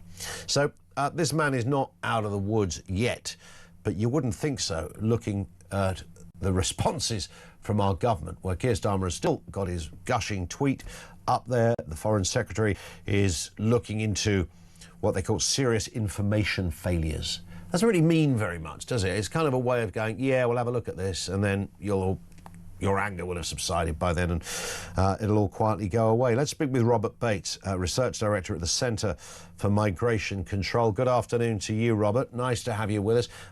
The one area of this I'm constantly told, and I think we've heard quite a lot about it over the course of the last day or so, is that there was no other way. The Conservative government, of course, were in charge when they granted him citizenship. There was no other way to deal with this other than give him citizenship. What's your take on that? Well, and I think actually the granting of citizenship was really in this instance used as a kind of diplomatic gotcha, as a kind of clever tactic to try and get around some of the restrictions that the Egyptian government were putting on this chap's movement. I don't think actually it was given in good faith in any way, shape or form. I think it was really actually at a political class and Whitehall that were just desperate for this man to come to Britain. Of course, he'd barely spent any time here, if at all, and they were just so hell-bent on this crusade because he was built up as a human rights activist and somehow a kind of dissident against a dodgy regime, and therefore he's the kind of person that we should be sticking by. So I think citizenship, they were very, very happy actually for him to have and for allow the process that did eventually unfold with him being released from prison and then his travel ban being lifted to take place. And I think, unfortunately, actually what we have seen with this case is really indicative of the cheapening that has taken place with British citizenship. When you're handing out 280,000 passports a year to people, in many instances, that have only been in the country for a few years, you end up with this really diluted sense of what it actually means to be a British citizen. But unfortunately, because of the way the law works, anyone who gets their hand on that piece of passport is suddenly entitled to the whole support of the British state apparatus. And it is absolutely ridiculous that we have spent hundreds, if not thousands of hours bothered about this man, and it was the top priority of a British Prime Minister at a time when we're trying to grapple and come to terms with, for instance, the Pakistani rape gangs. And this idea that somehow this man is has been heralded and is used as a case study of sort of Britain's understanding by its citizens is sickening, really. Well, they've sort of tried to make him into a sort of Salman Rushdie character, right? You know, as if he's a writer and an academic almost, you know, just all nonsense stuff. You know, what he was good at is writing very nefarious and horrible, mostly illegal tweets about various groups of people, Jews in particular, anyone who was white. He didn't like the Germans or the Dutch. He denied the Holocaust. I mean, the miserable list, Robert, goes on. I mean, it's an extraordinary CV of doom this character's got. Every corner of society has been touched by this man's hatred, and you know, he's clearly not at the level of Rushdie. He's clearly not an intellect, given that he's given the furore going on, still going around liking posts, talking about Zionist campaigns against him. This is a man that really, really hates the very foundation of our country. He hates the people of this country. He hates everything that we stand for. And I really can't see how the government can go about legitimising, continuing to let this man have citizenship. And this talk of, you know, information errors, well, I think that's either ministers just throwing civil servants under the bus, which is bad enough on its own regard, because frankly, actually, how the heck did you not figure out that this guy was a wrong un, given there was a very high profile case a few years ago of him being stripped of a European award because of these types of comments? Yes, absolutely. Or actually, we have got a Labour government that are actually very keen for this man to be in this country, because he kind of fulfills this internationalist sense of what it means to be Britain. This definition that is so broad that it is effectively meaningless. And unfortunately, I think actually it's more likely it is the second one in this instance, and the officials in the Foreign Office are just getting it in the neck from Yvette Cooper. Yeah, I think so. And it means serious. We're launching a review into serious information failures is just a sort of fluffy way of saying we're going to kick this into the long grass. Well, that's exactly what it is. And information failures, I mean, do they not have a Google account in the Foreign Office? It is absolutely bewildering. And this is just such a tried and tested tactic of Westminster. Any mess up, any scandal, just deal with public sentiment and public outrage by saying, oh, we'll be looking into it, we'll fix the underlying problems. I can guarantee nothing will take place as a result of this. There'll be no scalps, there'll be no one fired, there'll be no one thrown out of officialdom, and actually the status quo will just continue in a few months' time. Yeah, you touched on that other story as well, about Britishness. I mean, this man is not British. His mother was born here. That isn't enough in itself to get you citizenship or recognition as a Brit. There was obviously, as you say, some sort of diplomatic technicality behind granting him this citizenship in 2021. But he's not British. I think we can firmly say he's not British. In fact, he said himself he hates the British. You know, we're dogs and monkeys was his phrase. So there's nothing British about this man. But there is a report out today that belief in Britishness requires you to have been born in Britain. Even the Guardian, of all places, look at that. I never thought I'd be holding one of these up without oven gloves on. There it is. Front of the Guardian, 1 in 3 believe Britishness is dependent on being born in Britain. That's an increase, by the way. That's doubled in 2 years. What do you make of that? Well, I don't think the Guardian are supportive of that idea. No, they're not. Their headline isn't supportive. Trying to somehow hold it up as if it's a radical idea, when actually, in reality, that is the very basis of how most countries have functioned for the majority of history. This idea of citizenship being primarily based on ancestry and heritage. And of course, there are exceptions to that. You do end up with individuals that are very well able to assimilate into the country having arrived here. But where we are now as a country, and in terms of what it means to be British, is the definition of being British has been defined by these really, really vague values that are so vapid, so all-encompassing, that they effectively mean nothing. And actually, really, I think probably the figures are higher when it comes to British people that agree that it is heritage and ancestry that make you British, but they lack actually the terms and the words to describe what it actually means to be a citizen of this country. And that is primarily because what we've seen over the last 20, 30 years is a real attack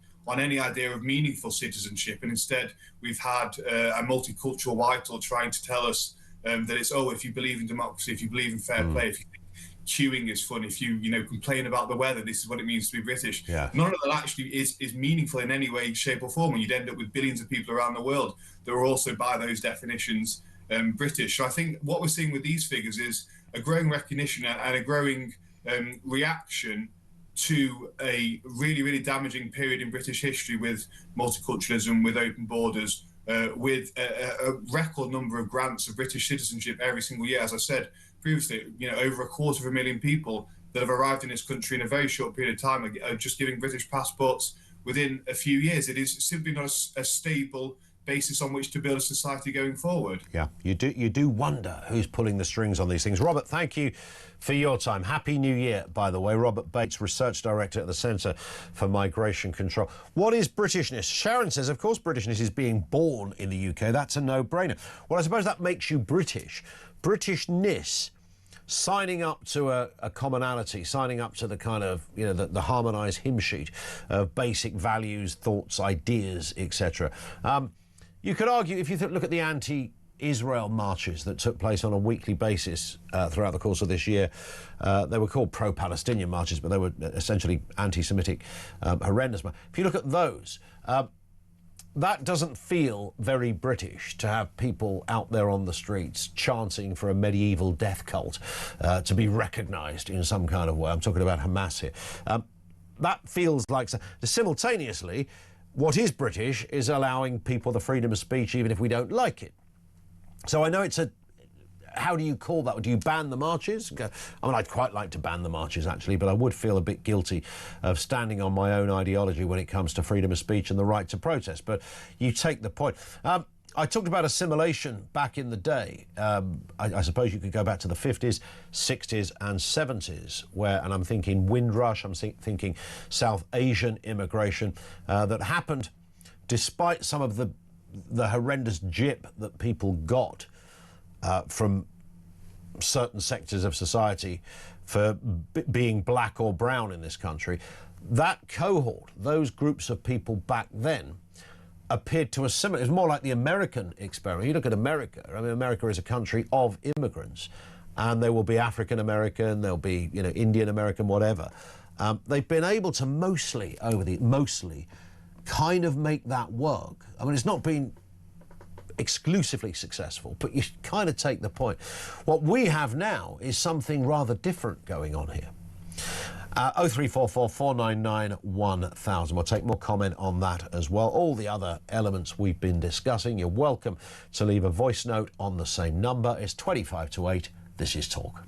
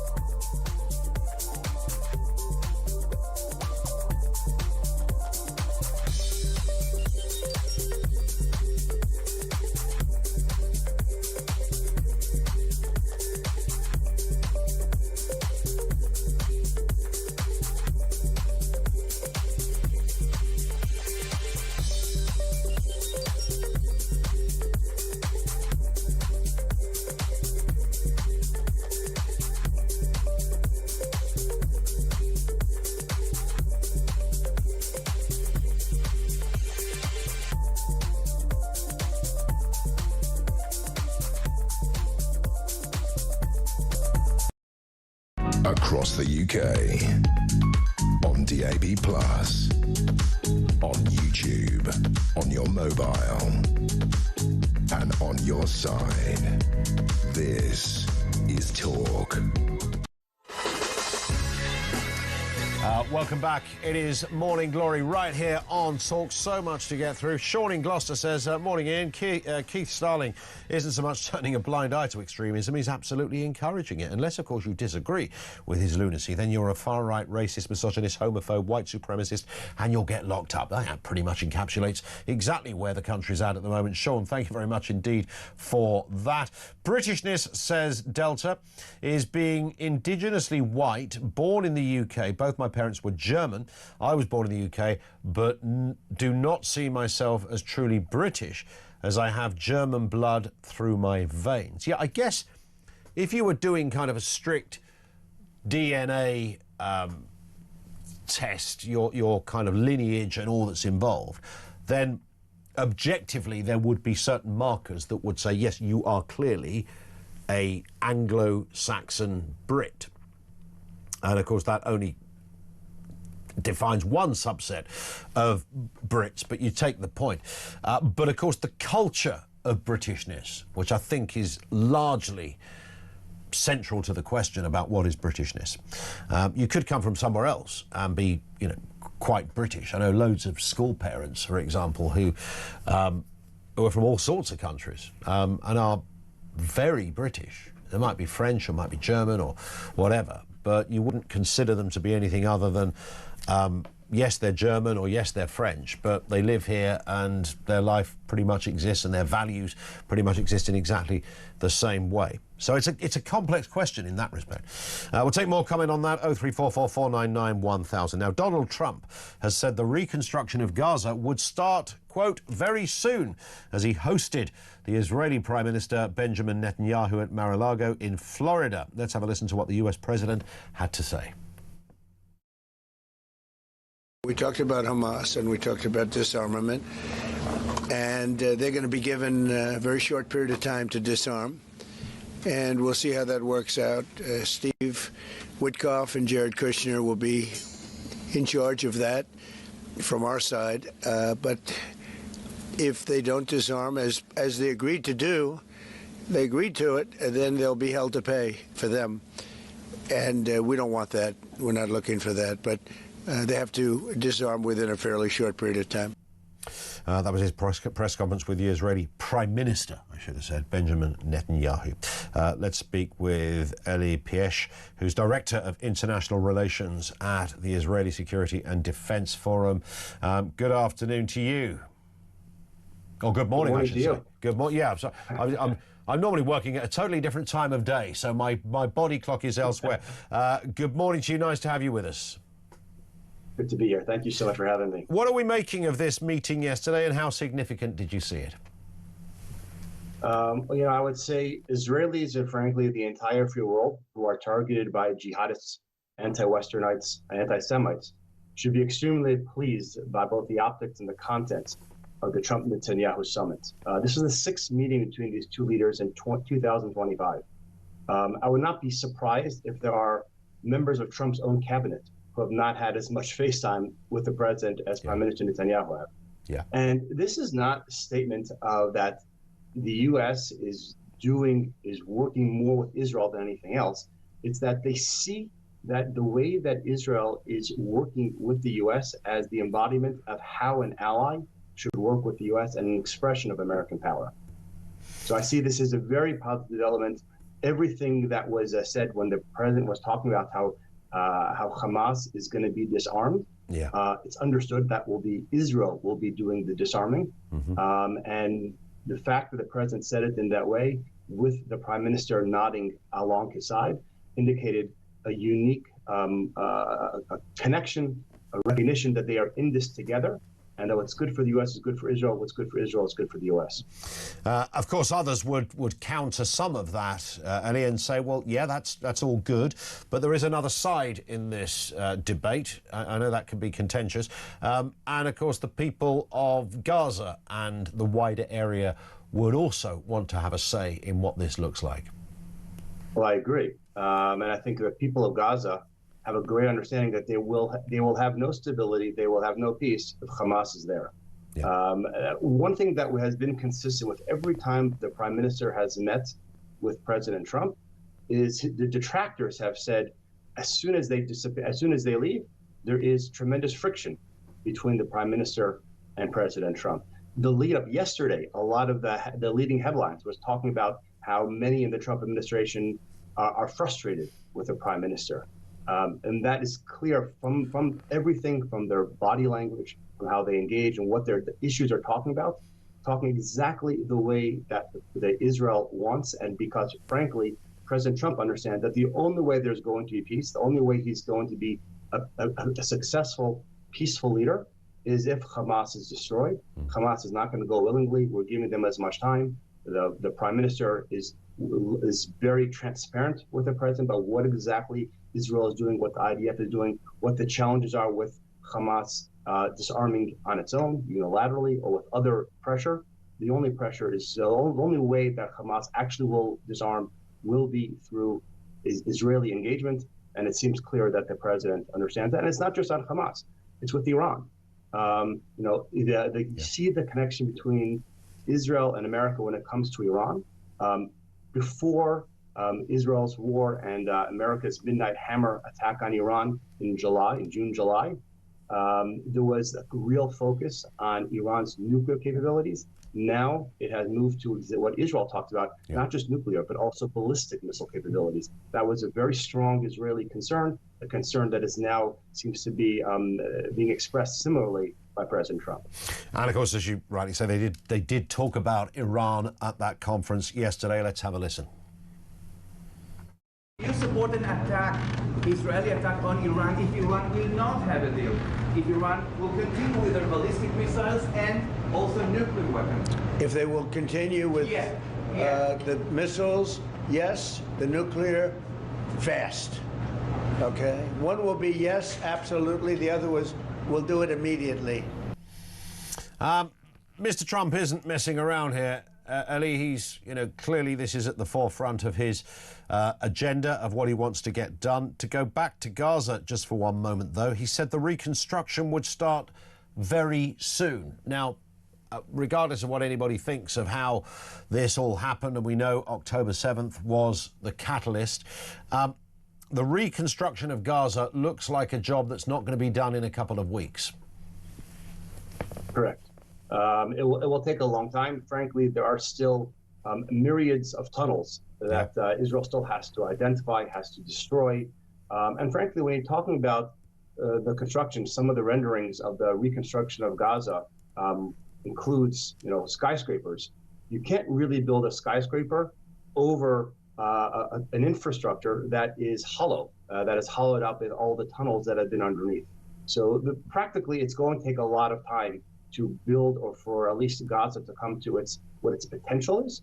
But some of the beginnings of the rehabilitation and the rebuilding of Gaza can happen immediately after Hamas is completely disarmed and there is a very new governing structure there. That is something that I believe when the president says it can happen right away, it is aligned with the prime minister saying as soon as Gaza is disarmed, and it won't take very long, Israel is now able to operate certainly with the freedom and support of the U.S. and hopefully the international community. Israel is able now to operate without having to worry about its own hostages who are alive. There's still one hostage body which is still there, but that's not going to restrain Israel from its operations. Israel has learned a lot on how to operate in Gaza over the last 2 years. And frankly, Gaza itself is very much, has been degraded significantly. And there are a number of indigenous Gazan clans who are completely opposed to Hamas and have been fighting as well. There is a lot growing support within Gaza against Hamas and working with Israel, working with the U.S. Mr. Trump, of course, had previously, slightly jokingly, said that this will be the sort of Las Vegas of this area of the world. I think there was even suggestions of Trump buildings and maybe even a statue of the man. I don't know. He was being slightly light-hearted about that. But do you see this region becoming something that looks like a first world country? Do you think that's where the overarching plan is, so that it looks, shall we say, a little more like Israel? That's a great question. It's a possibility. It's up to the people of Gaza. When Israel left Gaza almost 20 years ago, Israel's hope at that point was that Gaza would become more of like a Singapore as opposed to becoming into this Hamastan. And Israel feared that would be the case if Israel left unilaterally, but there was a lot of pressure on Israel internationally to do so. Israel did so, and unfortunately we saw the result of that. The hope is that both Israel, the U.S., the greater international community, the Western world who is opposed to jihadism, frankly, is the target of jihadism, should see this as a perfect case study on how you could take and undo jihadism and give hope to Muslims who want to live peacefully and in a constructive way side by side with Israel, as many of the other Muslim nations surrounding Israel want to do. They see Israel not as a threat, but as an ally. And hopefully, eventually, many of the Gazans will similarly begin to come to that reality or that resolution. Indeed. Eli, thank you for your time. Really appreciate that, sir. Eli Piesh, Director of International Relations at the Israel Security and Defence Forum, with us on the programme. Over to you on this one as well. 0344 499 1000. Is Donald Trump about to play a blinder and put a full and final end to two wars? Because, of course, he's also got Ukraine and Russia at the top of that agenda alongside Israel and Gaza. Can he do the two, get the double, as it were? If that is entirely possible, of course, the peace prize is his. Some would cynically argue that is his modus operandi on this. I wouldn't be so bold as to suggest that was the case. 0344 499 1000. It's coming up on 10 to 8. This is Talk.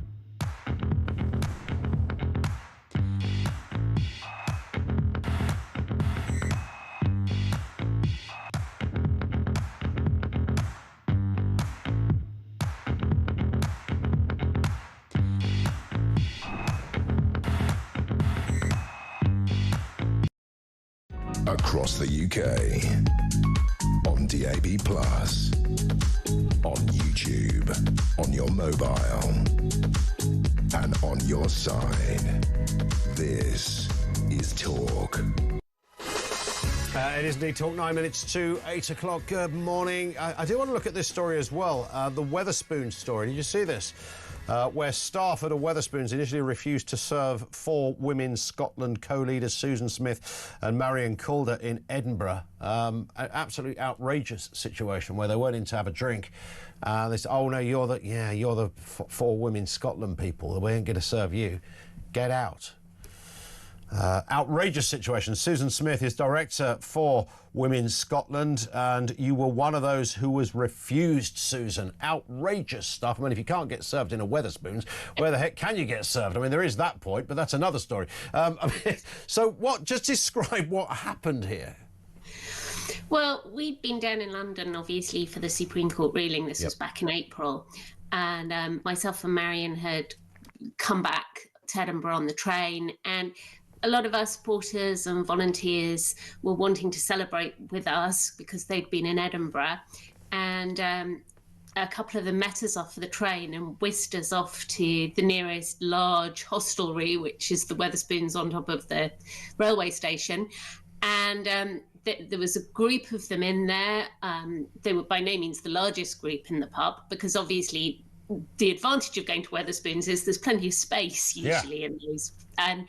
And they got some bottles in, and we were pretty exhausted actually, but we had a couple of drinks, and then somebody went to the bar to pick up another bottle, and were informed that members of staff had told the manager that they'd recognised myself and Marion from the court, because we'd been on the news quite a bit over the last few days, and they weren't willing to serve any of us anymore because of our outrageous opinion that sex is real and women are women, and the fact we won in court. Yeah. And so anyway, I mean, I was quite tired. I was thinking, well, I'll just go home. But obviously we couldn't really let that stand, because it's an outrageous thing that staff were holding the whole establishment hostage and determining who they would and wouldn't serve. It wasn't because of anybody's behaviour or anything like that. We'd not been in there very long, and the manager said he didn't agree, but he was worried that his staff were going to walk out. So Marion called a journalist that we knew and said, oh, there's a story potentially developing here.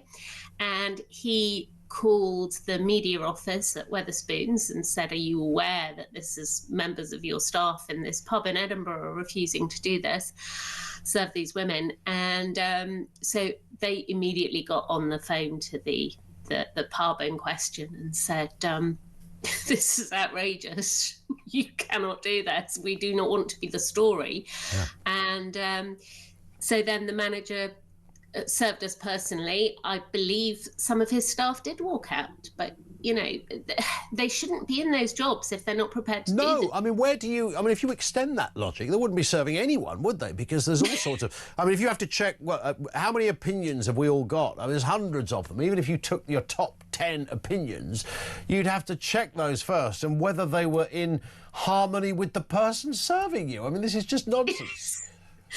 Yes, exactly. I mean, you know, I'm sure as anyone who's got children of a certain age that they've done some work in hospitality through university and so on, and none of them would put up a list of opinions that you have to have into the bar before you're allowed a drink. Yeah.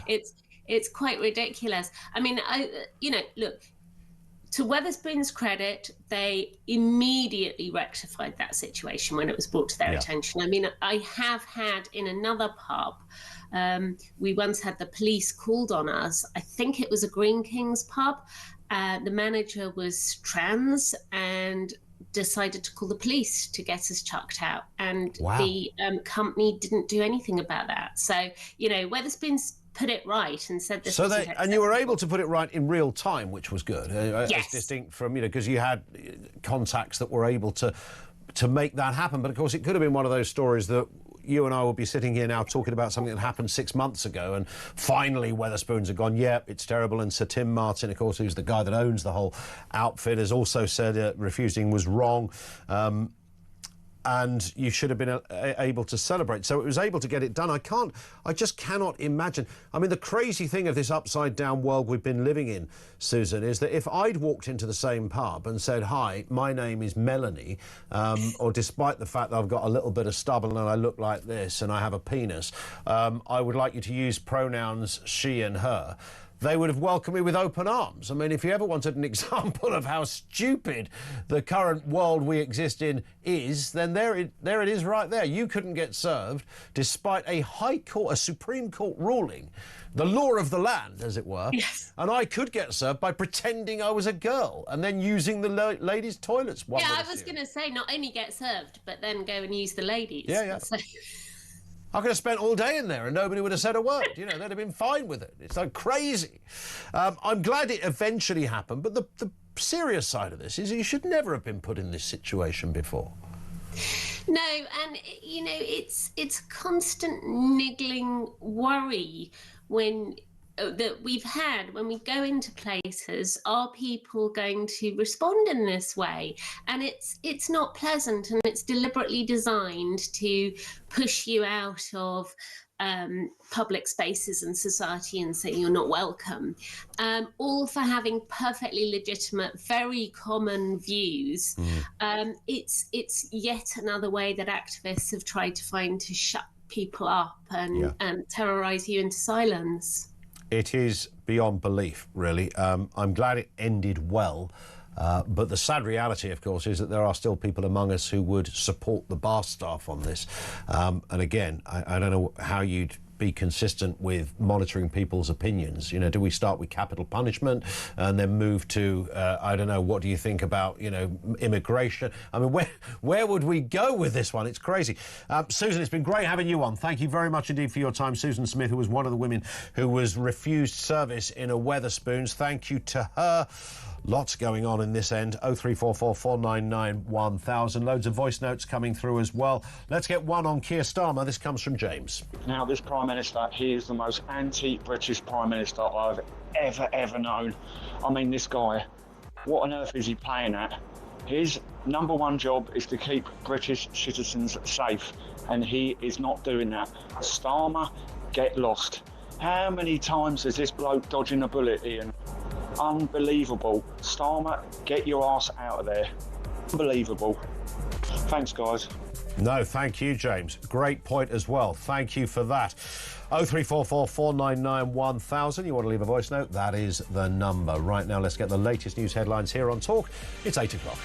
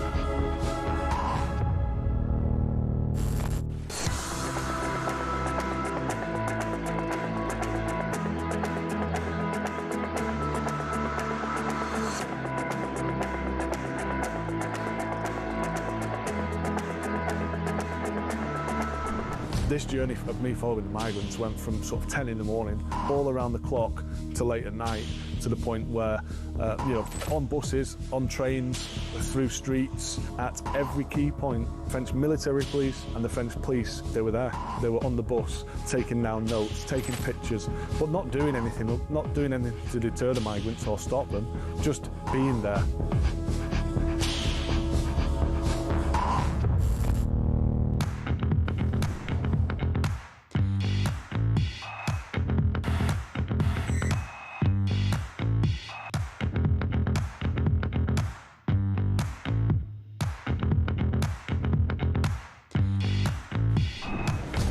I was sat in the tent and he was showing me through photos of his phone, scrolling through. This was barbaric, horrific stuff. Blokes going through walls in vehicles and then jumping out and shooting everyone. You know, his WhatsApp picture was him with a mask on, with a gun like that. You're in a tent with this guy? I'm in a tent with this guy, and actually he's just showing me this stuff. I'm just thinking, this is not the kind of bloke you want to be coming to the UK.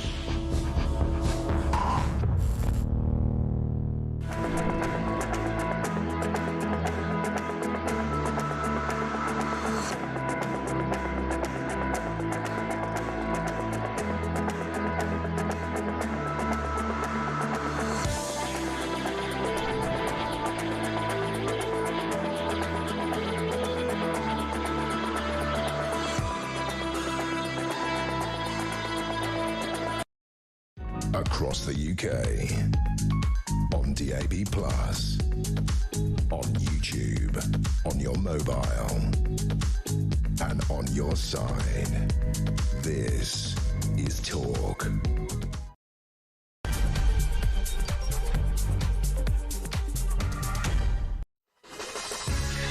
It is Talk. Welcome back. It's the home of Common Sense. Ian Collins on breakfast for the next few days. Well, not New Year's Day, by the way, but tomorrow and Friday. You take the point. Brand new breakfast show starts with Jeremy Kyle on Monday. Looking forward to that. What have we got this morning?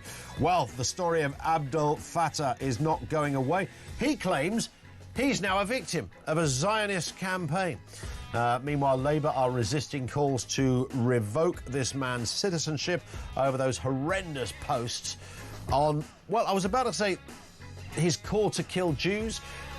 That's just the most horrendous. But there's racism. He doesn't like white people. He doesn't like the police. He denied the Holocaust. He thinks British people are monkeys and dogs. And guess what? Keir Starmer's tweet welcoming this man with open arms, Keir Starmer's top priority, remember, is still on the Keir Starmer official X feed. It's still there this morning. This man is doubling down. Don't make no mistake, it's not an accident. It's still there. There's a reason it's still there. Your comments on that. Is Starmer turning a blind eye to extremism? 0344 499 1000. Also, as we've been discussing, the former BBC chief content officer who oversaw that discredited Gaza documentary, remember the one? Has been handed an OBE despite it emerging that the film was narrated by the son of a Hamas official. This is Charlotte Moore. She's set to pick up her OBE from the palace anytime soon. You can't make this guff up. Ed Miliband is plotting massive grants for solar panels and heat pumps to fulfil his dream of net zero homes. But the upfront costs for this are absolutely huge, and the rollout is about as complicated as it gets. The dream is that we would eventually get to a stage where we never have to pay for our energy. Wouldn't that be nice? But how long will that take, and what will it cost? Are you on board, by the way, with the net zero train? Are you buying into that? We'll discuss all of that and more on the programme. 0344 499 1000. On that issue of solar panels, David, I mentioned when I was a kid, this was in the 80s. I remember there was a house around the corner from us that had panels on the roof, and nobody really knew what they were. I don't even remember a discussion, and certainly the phrase solar panels I don't think was a discussion point. They were just there. There was another house up the road, by the way, had a massive satellite dish on the roof, way before Sky and any of that. I don't know what they were beaming in to that house, but something was going on. What were they getting, and where were they getting it from? On that point of solar panels, David says the ones you saw in the 1980s were most likely solar water, not photovoltaic. The water ones were a way of heating your hot water cylinders contents via the sun. Miliband's net zero push is a scam and the single most dangerous impact to our economy. I mean, the eye-watering, thank you, David, for that, the eye-watering figures that we've got involved in this, it's in the billions, or the tens of billions, hundreds probably. One in from Leon, who says, what I don't understand is that Mad Ed says he's working to a point where no one pays for energy. So what are the energy companies and their shareholders that are making a fortune and their employees who need jobs think about this? It's a fair point. I don't think he knows, more to the point. 0344 499 1000. Let's have a look at some of those big stories of the day. Candice Holdsworth, the political commentator, is with us. Happy Christmas, Candice, or is it Happy New Year? I'm not sure which, or can it be both? Yeah, we're kind of between, right? Like between that. Yeah, isn't there a really annoying name for that? No, God, yeah, I did not want to say it. I refuse to say it. It's Betwixtmas or something. Oh my God, never. Anyone who says to me, happy Betwixtmas, smack them in the chops, all right? No, actually, don't do that if the Ofcom boys are listening. But you see, it's just, who came up with happy Betwixtmas? Oh, shut up. Get in the bin. Yes, let's start with things that aren't quite so festive, sadly. That is this Egyptian-born extremist who's now apologised for his anti-Semitic posts. Of course, it's more than just anti-Semitism. This man didn't like the Western world. He didn't like the United Kingdom. He didn't like Brits. He didn't like anybody, frankly. He didn't like anything. This was a man that was against, it seems, anything Western or 21st century. This was a horror story of a figure, but he was welcomed back with open arms by Keir Starmer. I know. And who said it was a top priority? Top this priority, guy yeah. was a top priority. I think what this speaks to, though, is the priorities of the Human Rights Brigade. And Keir Starmer comes from that background. They've all become enamored with this guy. If you listen to the journalist Sohrab Ahmari, he actually wrote quite a lot about this a few years ago. In the EU, that it was a sort of left faction within the EU wanted to give this Al Fatah guy a dissident prize. And it ended up being withdrawn when Sohrab Ahmari wrote an article about what this guy's views actually were. His abhorrent views have been known for a really, really, really long time. So to say that they were not aware of them shows terrible incompetence. It's cobblers. It's absolute. They're either stupid or, you know, they ignored it. Either way, it's horrific. They can't not have known because everybody else knew. Yes, yes. I mean, the man went to jail, for goodness sake, for things he was posting on social media. So he'd gone to jail in Egypt for his dissent, which involved things he'd said on social media. That might have been the point where you thought, well, given that he's in prison for social... There might have been different social media posts when it came to the Egyptian story, but that would have surely taken you to have a look at what else he might have said. Exactly. I mean, in the US at the moment, they are doing this kind of due diligence. So they're doing social media searches. They'll use AI to find out what you've been saying online, because you'd be amazed at how much these people, how brazen they are. They will put their views online. I mean, this is what happened with those two Tunisian immigrants who were recently foiled in some terrible terrorist attack that they were planning on Manchester's Jewish community. Most of what they'd done, they'd conducted online. They were being watched on social media. So, I mean, the US is quite sophisticated at this now, and they are saying, you know, it is a privilege to come into our country. You don't just get to waltz in here, and we're going to vet you. And I think that we should be doing that here too. Well, you might think that this wouldn't be a controversial point to make. It would be pretty straightforward, wouldn't it? That you would vet someone within an inch of their lives if they've just spent time in another country's jail, and whatever the rights or wrongs of his sentencing in Egypt, it would still force you as a basic, the very basics of a security measure, to check out what this character had been up to.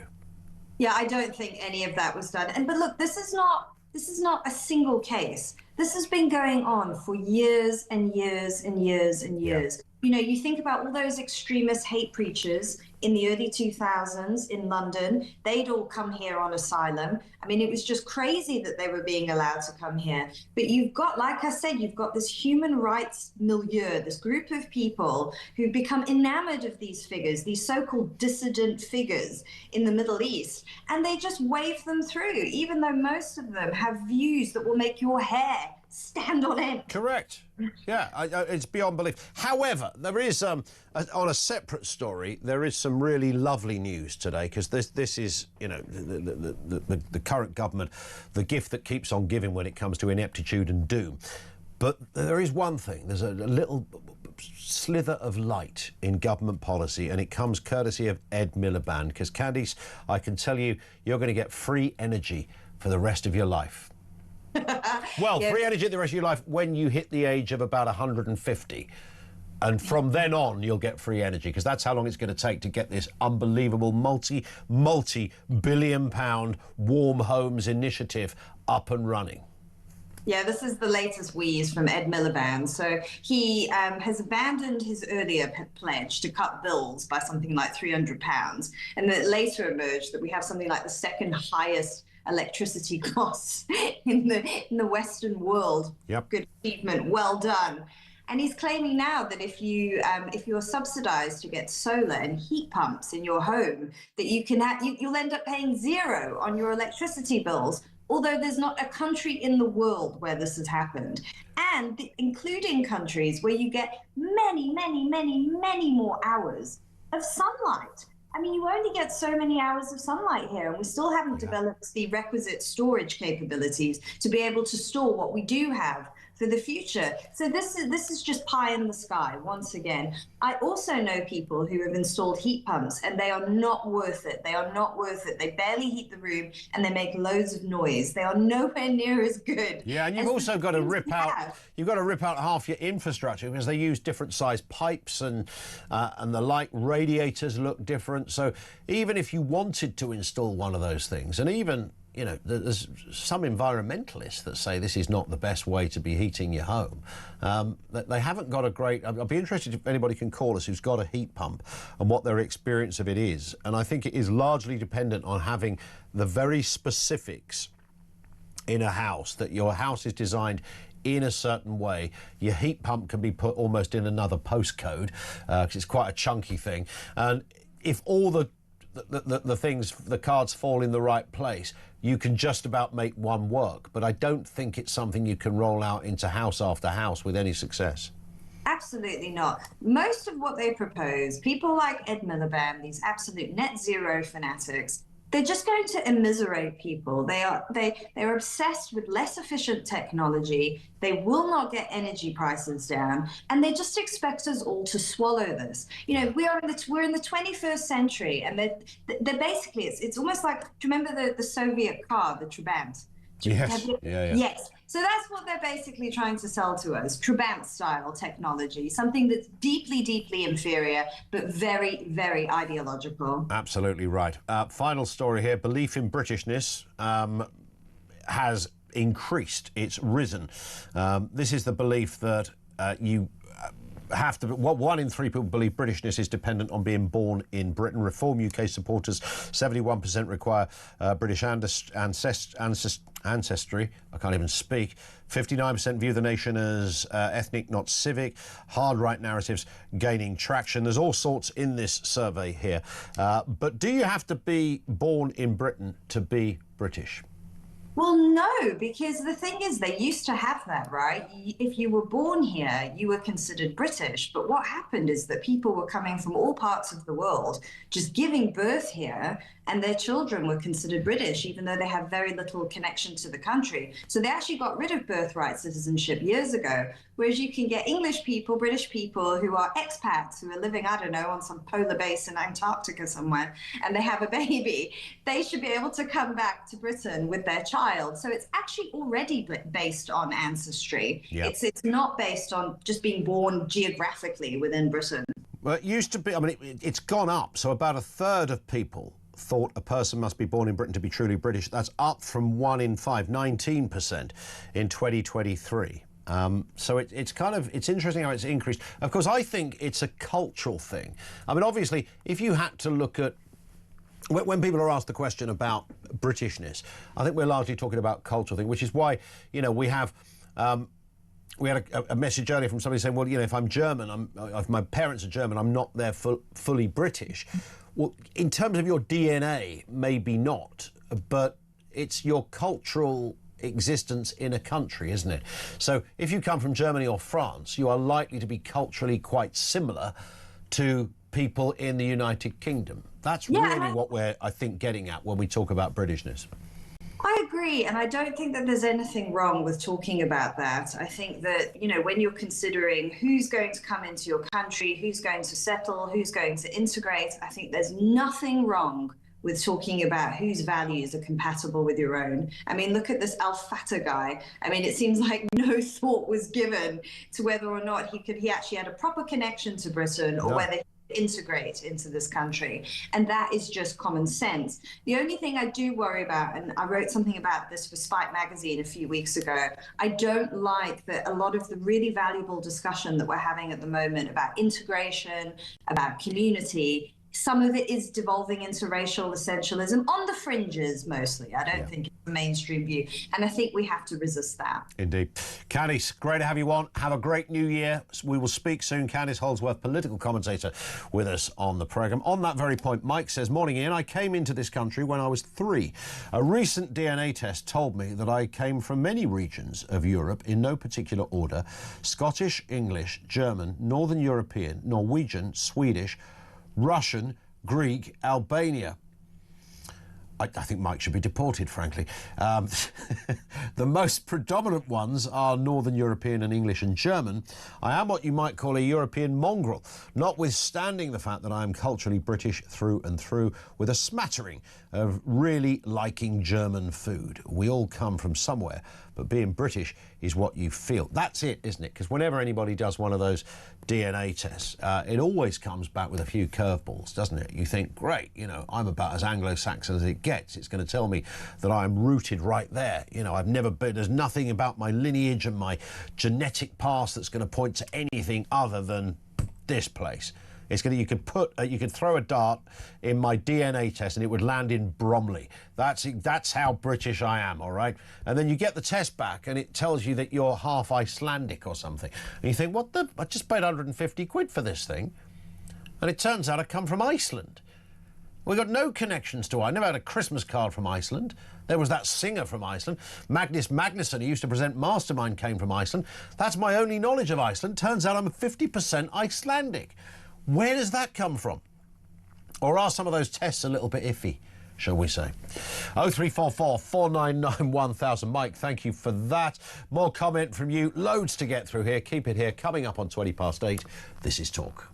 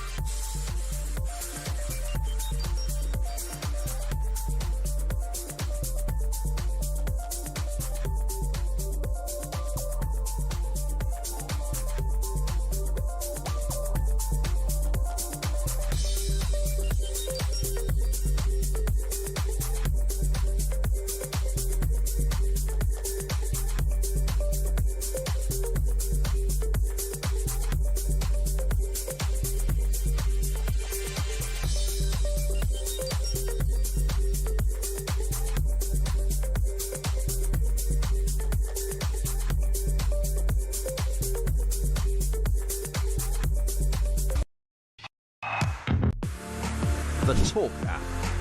You can watch, catch up and listen to all your favourite shows and podcasts anytime, anywhere, all on the Talk app. Watching and listening to Talk just got easier.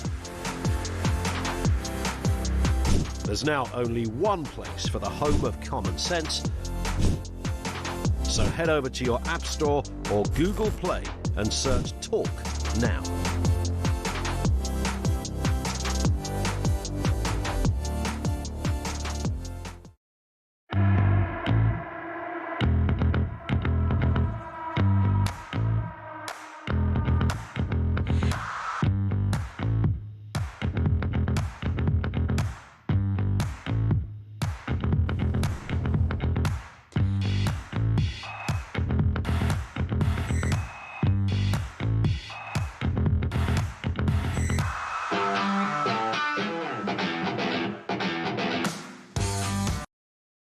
Across the UK, on DAB+, on YouTube, on your mobile, and on your side. This is Talk. Welcome back. 21 minutes after 8 o'clock. This from Alan, who says, Miliband's free energy dream. Does he understand that following an enemy strike on our country, the wind farms will disappear and a nuclear winter will follow? Yes. I mean, it does all feel a little bit like, when you look at the rules and regs around our lives, and the amazing progress since the Industrial Revolution and everything that's happened with transportation. The greatest example of social mobility is the motor car, and it changed lives. And when Henry Ford implemented mass production and came out with the mantra, and I'm going to misquote him here, I'm sure, but he wanted anyone who works in his factory making cars should be able to afford to buy a car. And that was his thinking, and that's when it really took off. And it allowed individual, not just the elite and the rich who drove around in, you know, those lovely jalopies back in the day, and to the gaze of working class people going, well, look, here comes Lord Smithers in his, lovely Mercedes or whatever it was. The change to get to a point where individuals could buy cars and move around and expand their life choices, and it allowed people to change location, knowing that you could easily get to another location via a car. It meant you could explore, you could go shopping, you could do so many more things. The car is so totemic when it comes to great inventions of our time. And we talk a lot about social mobility, or the lack of social mobility. But if you had to put one thing at the top of the list, historically speaking, then the humble motor car has to be right up there. Today, a humble motor car is seen as essentially a big fat pile of cow dung. It's a toxic thing on wheels, a dirty, filthy, unnecessary bit of destructive kit. Stop driving. Stop driving, get out your car, walk, or get on one of those hire bikes. Oh, by the way, don't fly either, because that's really bad for everything. Okay, so we're moving through the centuries. The journey of the human. I wonder what one of those sort of Attenborough-esque type documentaries is going to look like. They'll just play all of those history documentaries in reverse, won't they? Because that's kind of how we're going. We invented all of this stuff, and then we uninvented it all and told everyone to stop using things that are progressive and convenient because we're all going to die. And that's where we've ended up. And that, to me, just instinctively, you don't have to even do a deep dive into the specifics of environmental subjects. There is a headline there that is irredeemable. We are going backwards. Oh, and we'll have some 20-mile-an-hour limits as well for no particular reason, but it's safer. Well, yeah, 10 mile an hour would be safer on that, but I mean, seriously? They're lobbing this stuff. You feel like someone's laughing at you sometimes. 0344 499 1000. Your thoughts on all of that. Now, Labour is on track to fall £800 billion short. Yes, you heard that correctly. £800 billion short on defence spending by 2040. It's just 14 years away, by the way. The government has so far failed to allocate funding for new projects promised under Keir Starmer's pledge to spend 3.5% of GDP on defence. What is going on? Well, let's have a word with our friend Justin Urquhart-Stewart, economist and chairman of the Regionally Investment Platform, on this story and a few others as well. Justin, good morning to you, and happy New Year, happy Christmas and all. Yes, happy Christmas. All that goes stay with that with one. it. I mean, what's going... I'm still upset by the fact my Morris Traveller is now going to be deemed to be a poisonous item I can no longer have. Oh, the Morris Traveller shall be in jail by then, frankly. I mean, it won't just be unusable, it will be a criminal. Yes, after all, it can do 20 miles an hour, so therefore I'll get done for that as well. So there's that as well. I'm so doomed. Yeah, doomed all the way around on this. Couple of stories here. I mean, this issue about defence spending, this was pivotal, of course. A lot of it was fueled by Donald Trump telling the rest of the world, look, we're not here to bankroll you when it comes to defence. Do your bit, raise your percentages. Everyone seemed to say, yeah, OK, we'll give it a go. Starmer said, yep, we'll pledge 3.5% of GDP, but it looks as if it's going to be woefully short, Justin. Oh, it's going to be woefully short, but we knew really that this was going to be happening anyway from the day the Soviet Union collapsed, and everyone said, whoopee, we won't have to spend quite so much money on defending ourselves against those ghastly communists anymore, and therefore we cut defence spending. And everyone said, this is the defence dividend. And we were told, don't worry, we'll still make sure we'll have a highly efficient defence force. But of course, actually, it's exactly the same as happened to all the other nations throughout Europe. Everyone cut their expenditure. And we even had Germany at one stage who actually announced that they actually had 8 working tanks. Brilliant. I'm glad nobody told us how many working tanks we had, because I'm sure it was probably just about as embarrassing. So now we say, right, OK, we're going to increase our expenditure, only to reveal, of course, what we haven't spent in the past decade. Huge amounts of basic elements, not just exciting things such as armaments and super missiles and things, but actually who actually makes the equipment. Where do you actually put the barracks for people? Where do you actually store the equipment? All the trumps, all the other boring things, but actually vital to actually get to make sure things happen.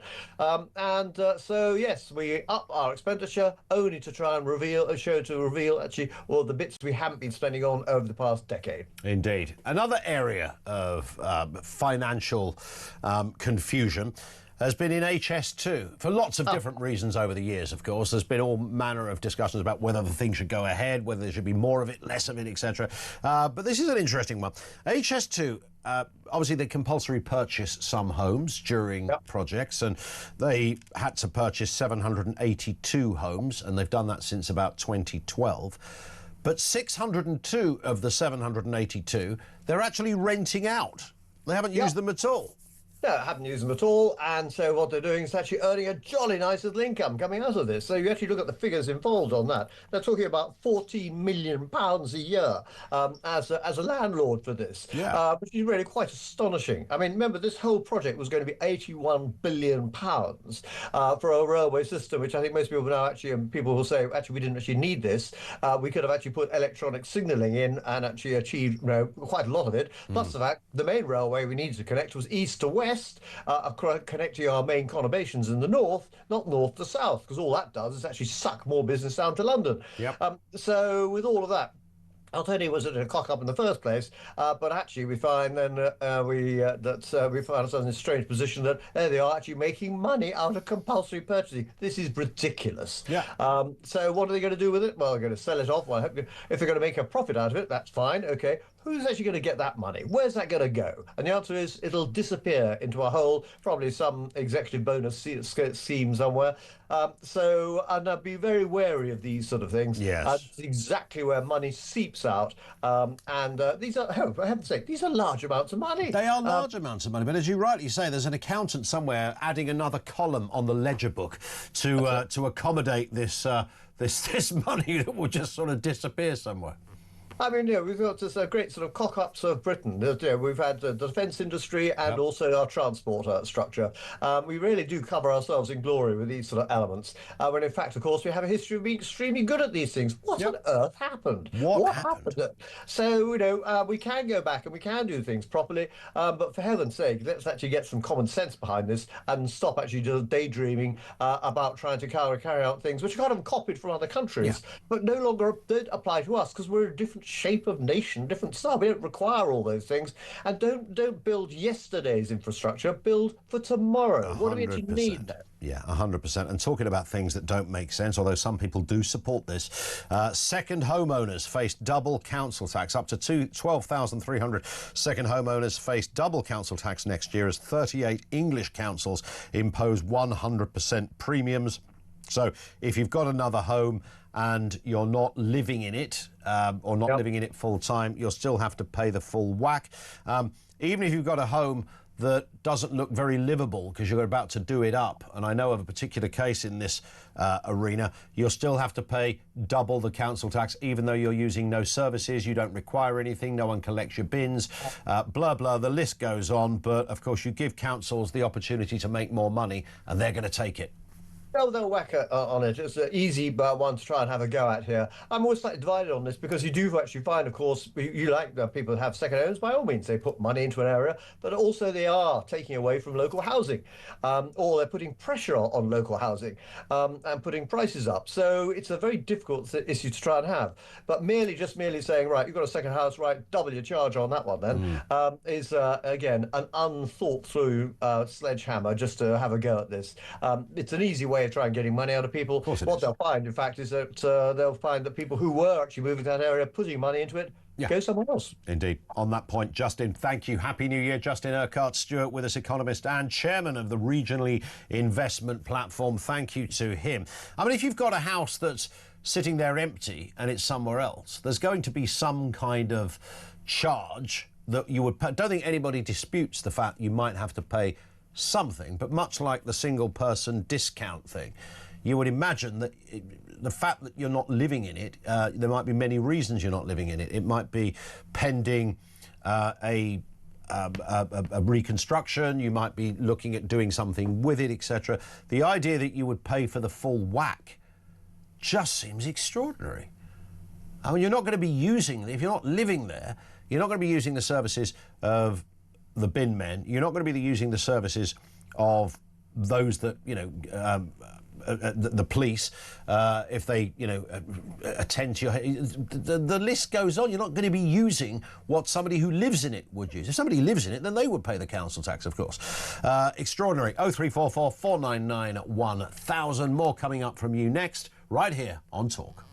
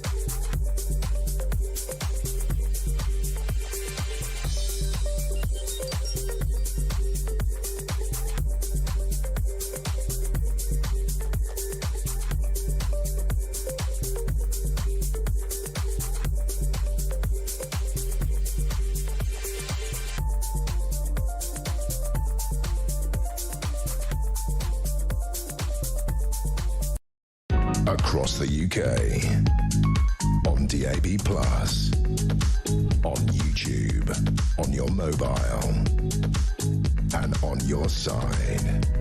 This is Talk.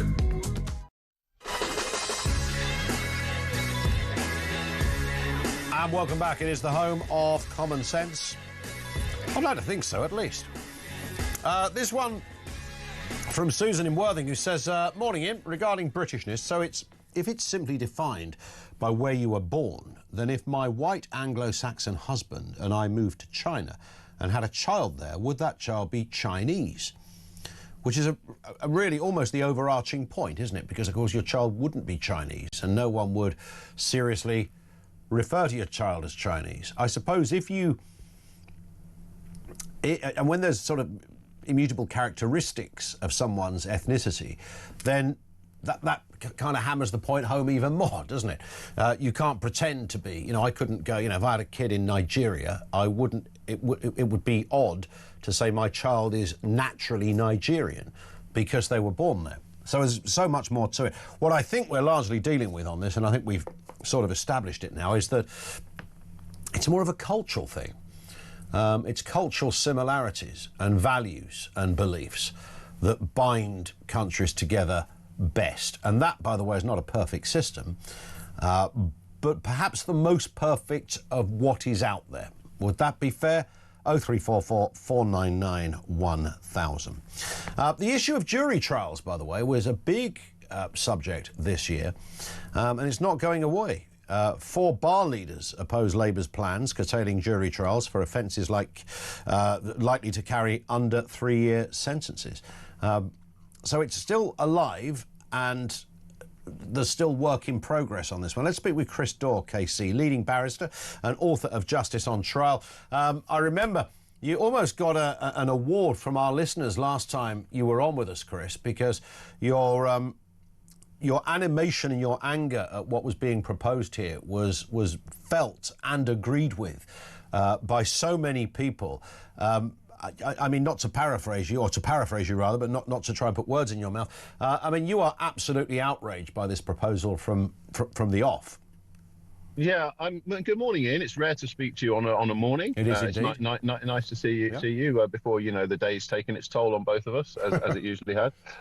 Yeah, I mean, this is one of those odd issues, isn't it? And I spoke to Jeremy Kyle about this as well a few weeks back, and it's one of those issues where you just wonder what on earth the government is thinking. So let's track this back, okay? So we had a year or so ago, we have a general election where Labour gets a huge majority on the back of unpopularity of the previous government more than anything, it has to be said. But they get this huge majority, and then nowhere in their manifesto or anywhere else did any single Labour politician at any stage before the election suggest that there was any plan to scrap jury trials. Correct. Which, of course, you know, for most of your viewers and most of your listeners, you know, people driving in their cars, I think, what, scrap jury trials? Isn't that pretty much as basic a British thing as you could possibly have? I mean, what's a better example of Britain than the jury trial? The idea that we 1,000 years ago invent this system after the Norman conquest, where, you know, we decide that the best way to decide whether you're guilty of a crime is just to get a bunch of ordinary people,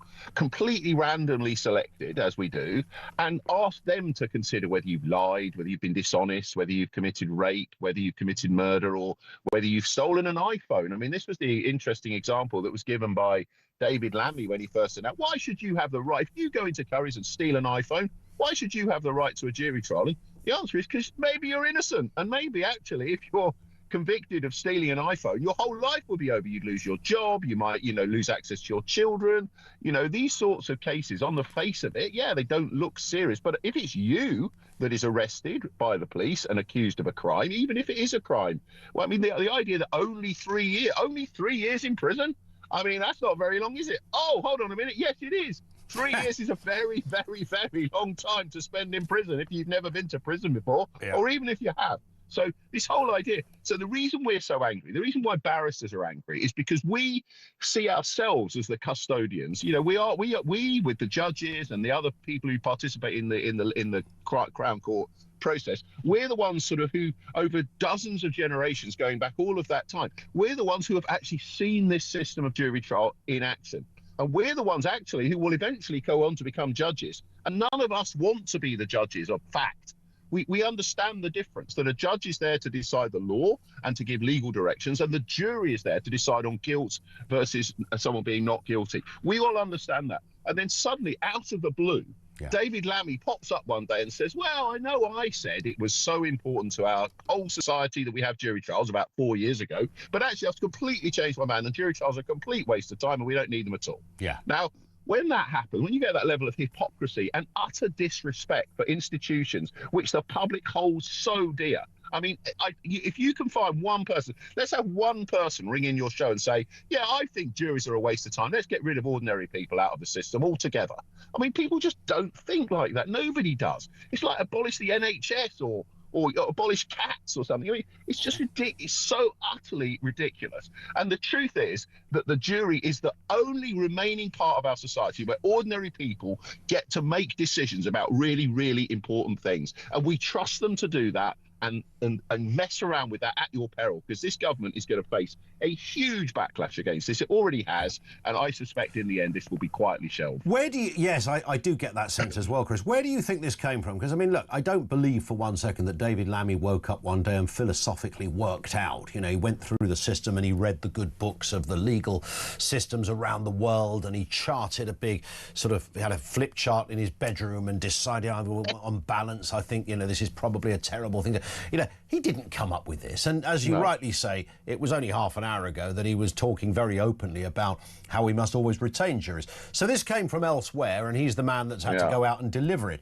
But who would have advised the Department of Justice or Home Office or whichever department it was, number 10 even, who would have said, well, here's an idea? Because one of their arguments, Chris, is that it's going to cut down on the big backlog in courts.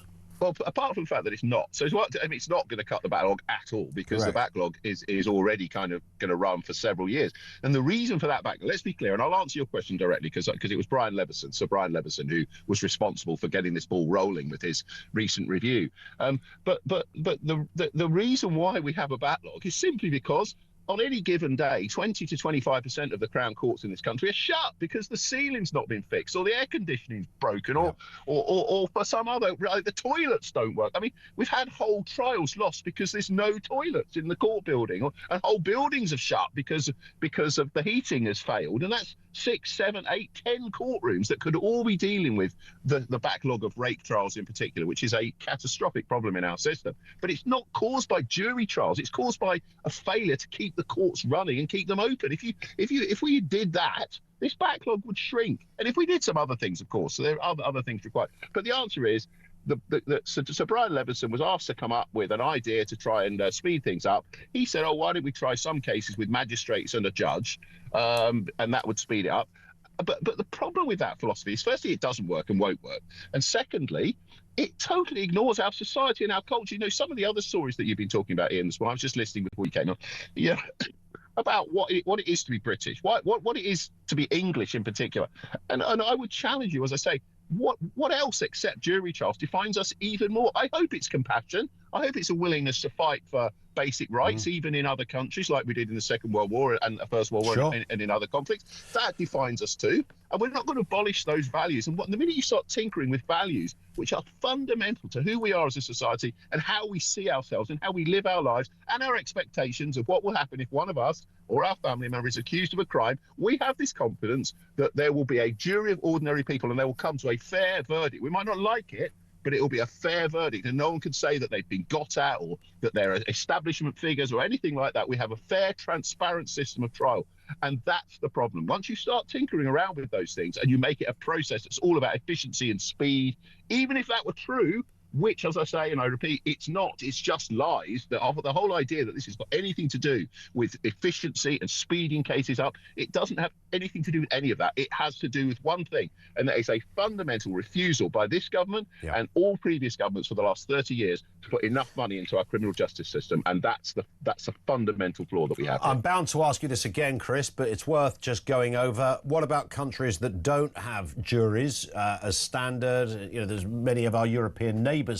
don't have this system, but they do have a good system of justice. How do they do it?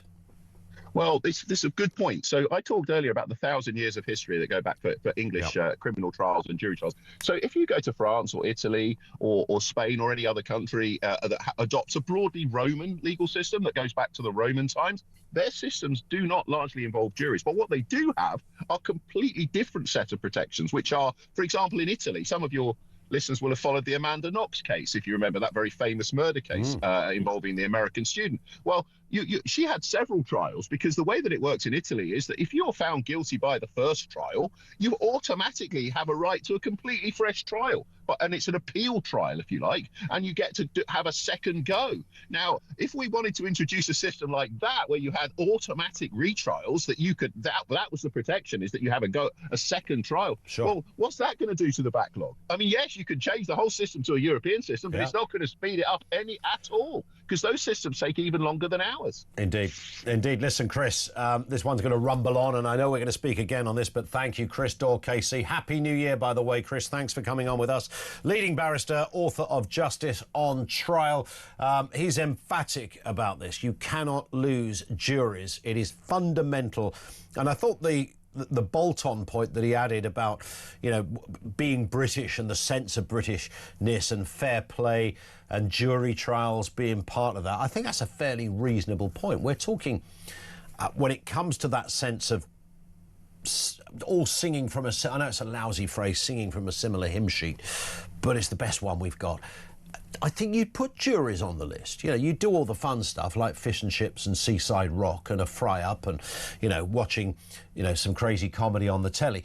You'd have all of that popular culture stuff. But on the more serious side, I think jury trials would be fundamental on your list of what separates us from perhaps other cultures or other countries, and separates us for really good reasons. Separates us in the sense that we actually fare better on certain criteria, like the law, than other countries do, and the jury system would be fundamental to that. 0344 499 1000. You can call us on that number or leave a voice note on that number. Lots of comment coming in, particularly, of course, on our leading subject. There it is again.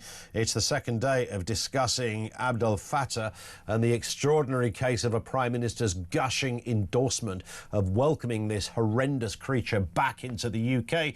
Let's get a voice note on this from Sean in Grimsby. I think this story with this Egyptian fella is getting worse for the government on a daily basis.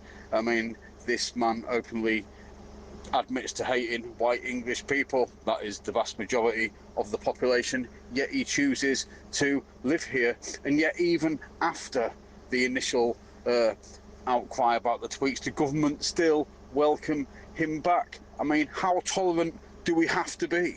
Why are we tolerating people who openly hate us? You know, this is absolutely mental. This is a sign of our civilization destroying itself because of incompetence by them in charge. It's absolutely nuts. This man needs deported. Get rid. Yeah. Did you mean Keir Starmer there at the end, or the Egyptian chap? I think maybe 2 for 1. We might get a deal. On this same subject, here's Tim in London.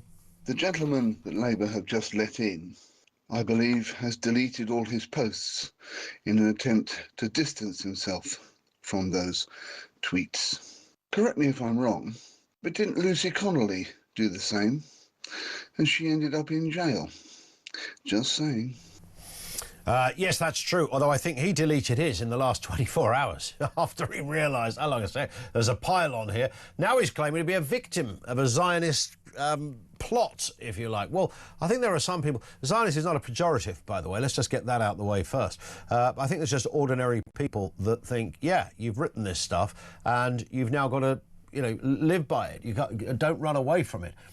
Whether you delete it or don't delete it, you wrote it at a time when most people would never write that. Most people would never. Even if you thought it, you wouldn't commit it to the public domain in quite such a graphic way as putting it on social media. But that comes back, I'm afraid, to the debate we sort of half had a little bit yesterday, and that is whether or not, you know, how you view social media in terms of its place in public discourse. Is it just a kind of Wild West fun arena to monkey around in?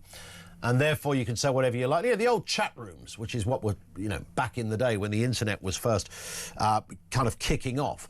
That's where people used to say all sorts of things. You had a chat room for different interest groups. I'm not talking about the funny stuff. I mean, you know, if you were into comedy, you'd have a chat room for comedy. If you were into horse riding, you'd have a chat room for horse riding, one for football, etc. That's how it sort of worked. And people could kick off and it was kind of okay. But it was completely within that arena. It didn't go anywhere else. Nobody else saw it, etc. Social media today is something different, and it simultaneously happens to be, it's almost like a parallel existence now, because we can't write it off as just a place where say whatever you like, it doesn't matter, it's just words, it's just social media. Because the very same place is where some claim is the new media. Politicians break news of international importance on social media. So it's not just, it's something we're meant to be taken seriously on one hand, but we also allow anyone at any time to print and publish, you are the publisher of your own work, the most horrendous amount of tripe. Sometimes it's iffy, sometimes it's illegal, sometimes it's threatening, sometimes it's libelous. I mean, the list goes on. So we allow this to happen, and then we sort of sit back and go, well, actually, no, it's fine, because it's fine if I agree with this person, but not fine if I disagree with him. So do we write this merchant off as just a gobby half-wit with extremist beliefs and leave it at that? Or do we act on it? I don't think we want somebody like this in our country, do we? And why is our Prime Minister leaving the tweet up that said this was his top priority, to get this man back, as if he was rescuing Salman Rushdie, for goodness sake? No, he wasn't. 0344 499 1000.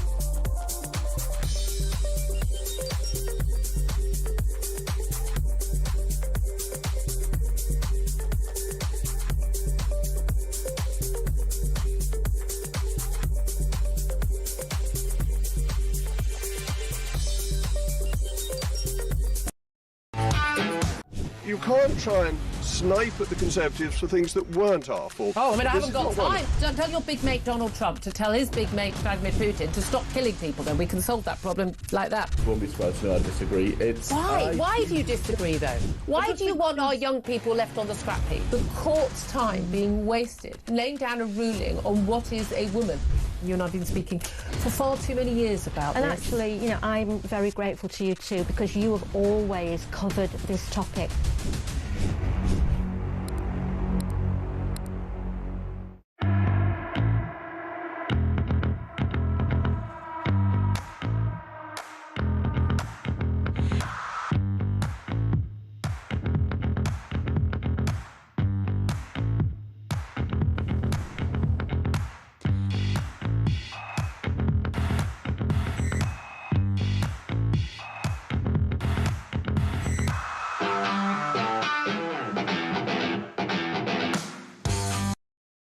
Across the UK, on DAB+, on YouTube, on your mobile, and on your side.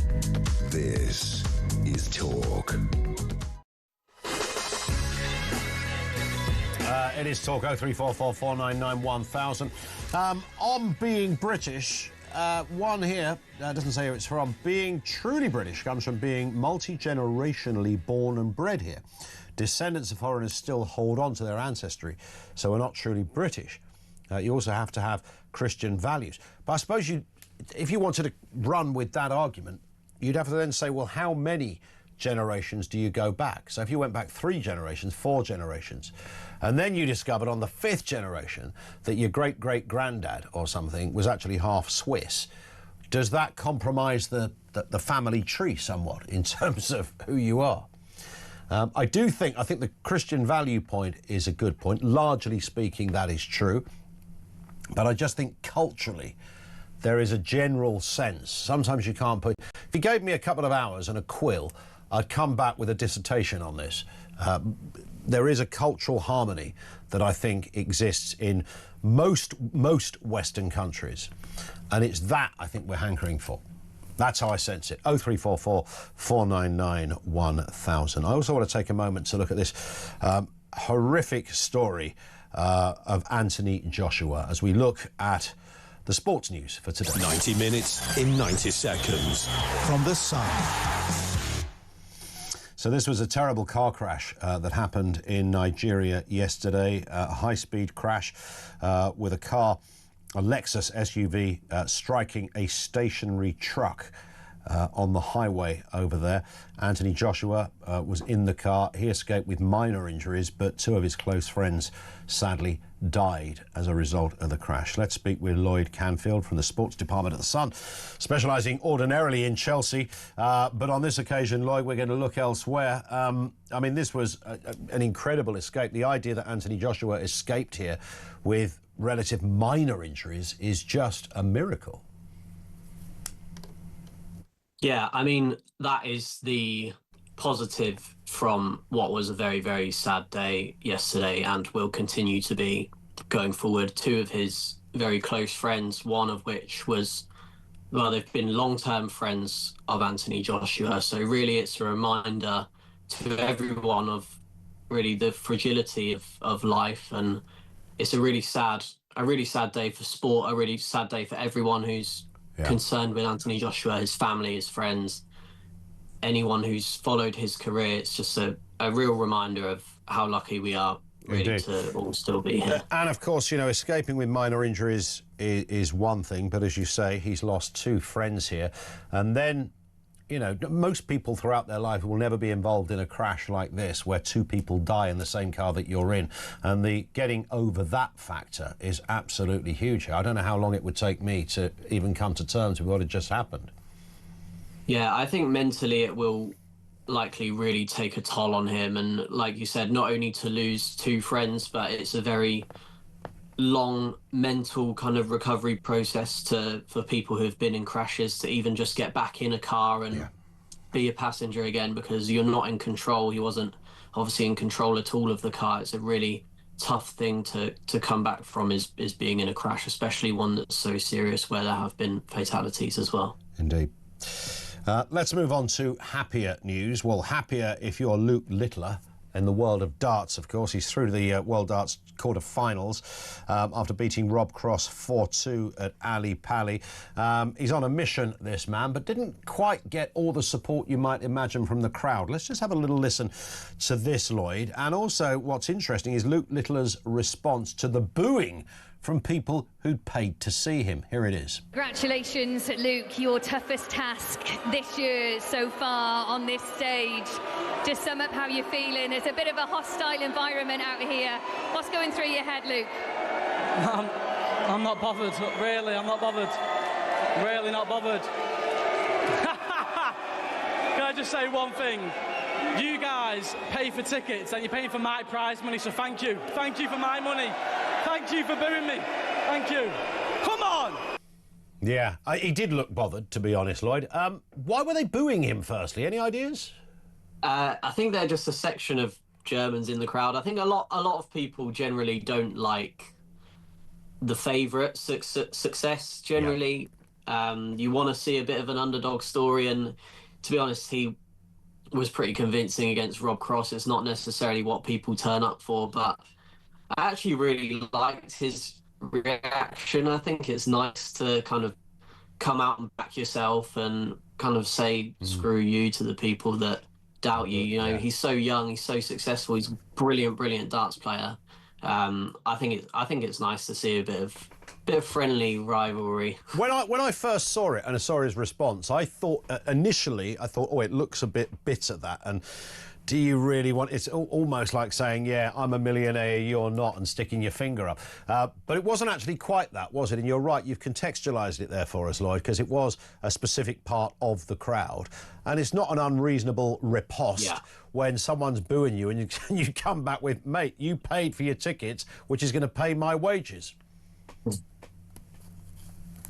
And also, he's obviously backing himself as such a young person to really go on and be more successful than he's already been, which I think, as fellow Brits, we can only encourage that. I think that's brilliant to see, and I wish him all the best and all the success in the world. Yeah, I'm going to ask for a final word on Chelsea, actually, Lloyd, as a Chelsea supporter. I don't know what the heck's gone on at Stamford Bridge over there in the last few matches. It seems to be something Chelsea excel at. We have these moments, these peaks. Oh, look, we're second. We're just behind Arsenal. We can do it. Now we're fifth. We're not even in Champions League territory any longer. We're losing silly matches to teams like Leeds. Bournemouth tonight, we're probably going to get annihilated. What is going on? 5 seconds if you could, Lloyd.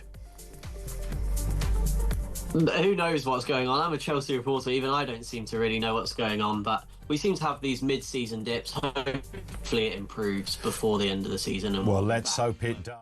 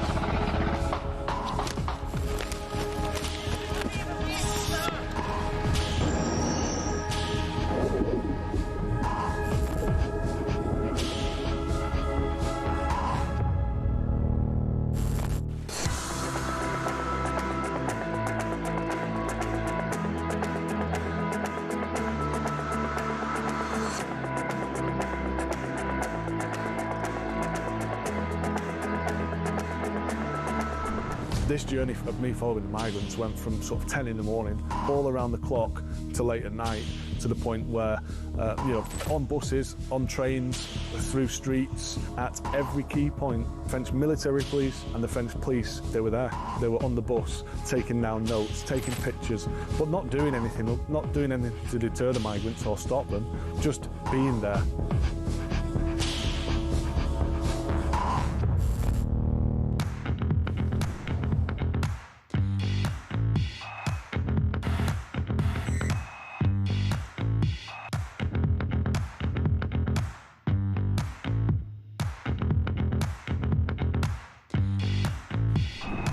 I was sat in the tent and he was showing me through photos of his phone, scrolling through. This was barbaric, horrific stuff. Blokes going through walls in vehicles and then jumping out and shooting everyone. His WhatsApp picture was him with a mask on, with a gun like that.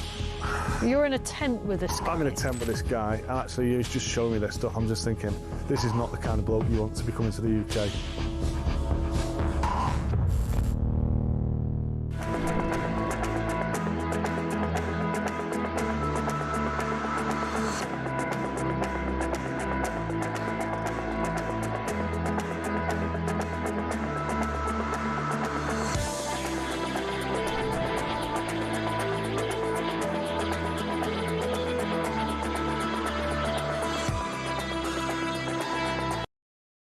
Across the UK, on DAB+,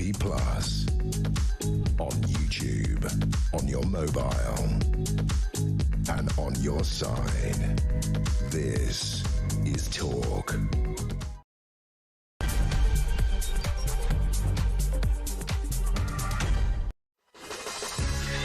And good morning. Welcome back to Morning Glory. It's the last hour of the breakfast show. Loads going on here. We are, of course, still focusing on the extraordinary story, and I think extraordinary is the word, of Abdel Fattah, who's now claiming that he is a victim. I'm the target of a Zionist plot, he says. Labour are still resisting moves to strip his citizenship over those historic posts, where I don't even need to go over it now. He doesn't like anybody, this person. He hates Jews, hates white people, doesn't believe in the Holocaust, doesn't like the police. He's got a problem with the Dutch and the Germans as well. And his allegiances are clearly not to this country. Curious times. Is Keir Starmer turning a blind eye to extremism? We'll continue to take your calls on that. We're also looking at Ed Miliband's big dream. It's Mad Ed plotting massive grants for solar panels and heat pumps to fulfil his dream of net zero homes. Now, it should be said the upfront costs are absolutely huge. The rollout of this kind of infrastructure is incredibly complex as well. So the dream, Ed's dream, is to get us to a stage where we essentially don't really pay for our energy. It just comes from Mother Nature. How long will that take? And at what cost? We're also asking, are you on board with the solar panel thing? Have you got them on your roof? Have you got the heat pump? What about that windmill? Details to come. And a colossal fly tip, potentially Britain's biggest, continues to belch out toxic fumes at a farm in Gloucestershire. This has been going on for 7 years. Can nobody do anything about this? How bad is fly tipping in your neck of the woods? Clearly not as bad as it is on this particular one. This is 2 acres of fly tipping, 20 foot high of toxic toot. It's a mess. More on that as well. Everything you need to know, all the breaking news right here on Talk. 0344 499 1000. This comes in from Reg. Reference costs of charges on properties like council tax being charged at exactly the same rate on a second property, even if you're not living there full time. Reg says, you're talking about charges for empty properties. My flat in Bicester in Oxfordshire was left empty for 2 months. For the 2 months it was empty, the council charged me double council tax for having an empty property. Oh, because it's like a penalty, isn't it, for having the audacity to not having anybody living there. I mean, it's a very random way of looking at this. They've got all these theories that, well, you're taking up a home that somebody else could have. Well, no, you bought it. It's your home. There's other homes in the same street. I mean, that doesn't really wash on closer analysis. On being British, this from Chris in Wales. A simple test of being British is how to queue. All other manners and etiquette stem from that. It's a good point. We do queue in extraordinary ways. I had a moment just before Christmas. I forgot to tell our producer Finn this, but just before Christmas, our Finn, you're right, love. Just before Christmas, I went ice skating, as you often as you do. Well, I took the kids ice skating, you know, one of those things they put up in a park, and it was good fun. But I did have I mean, never try and queue jump with a pair of skates on. That's what I was about to say to the man that tried to queue jump. And there we were, because you've got to queue up to get in the thing, and you're all going to get on because you've paid for a time slot. So it doesn't really matter, and I've no idea why this bloke. And what is a random 60-year-old man doing on his own at an ice rink anyway? Bit weird, but, you know, his name was Dean, apparently. Or was it Torville? I don't know. Christopher Dean, that was his name, yeah. Anyway, him. So he was about to nudge in, and I thought, don't nudge with ice skates on, because, you know, one budge from me is going to send you over the edge, right? And I think he immediately had the same equation. He realised, no, I'm not in a position to fight this one out. I've got a pair of skates on. But you're absolutely right on that point, Chris. Queuing is intrinsic to our existence in this country. 0344 499 1000. Let's get a word with Oscar Reddrop, former number 10 advisor on the big issues of the day, including, of course, this curious story of the extremist who's been welcomed back to the UK. Well, I say back, I'm not sure how often he's even been here, by Keir Starmer. Keir Starmer has left that tweet up there. Oscar, former number 10 advisor, good afternoon to you. Were you around the table, I'm bound to ask, when this decision to give this man citizenship was granted? I was not. Of course, you'd think I'd say that, but I genuinely wasn't. Although, in a true moment of introspection, ultimately I was aligned and working with a Conservative government that let this kind of thing happen, that was probably far, far too soft. And there is an element of culpability there. And I think things in terms of that softness and that feeling that most fair-minded people probably have listening right now, that we have increasing numbers of people in this country who despise it and hate it. And I think that has been on the rise in recent years. And I do think the Conservative government, for many, many years, not, you know, necessarily, there were many iterations of the Conservative government, but I'd say right across the board, should have done more to draw those clear lines as a nation. And things are ultimately only getting softer now. I think someone like Dominic Cummings has spoken pretty eloquently on this stuff. It is a broken system. And our values as a country have suffered as a result, and as just not to repeat myself again, but to really shrink it down, there are people in this country who want to see it harmed, and that is a really, really sorry and depressing state of affairs. I made this point yesterday, Oscar, that yes, of course, the Conservatives have a part to play in this, and whether it's Liz Truss or Boris Johnson, whoever, even Ian Duncan Smith, you know, people that you wouldn't normally associate with being touchy-feely kind of, you know, middle-of-the-road Tories. Regardless of that, they are not the government now. So the government now is Keir Starmer. So we can talk all we like about what the Tories did or didn't do. But Keir Starmer is the man whose name is currently on the tin, and therefore his responsibility is correctly the one under the spotlight.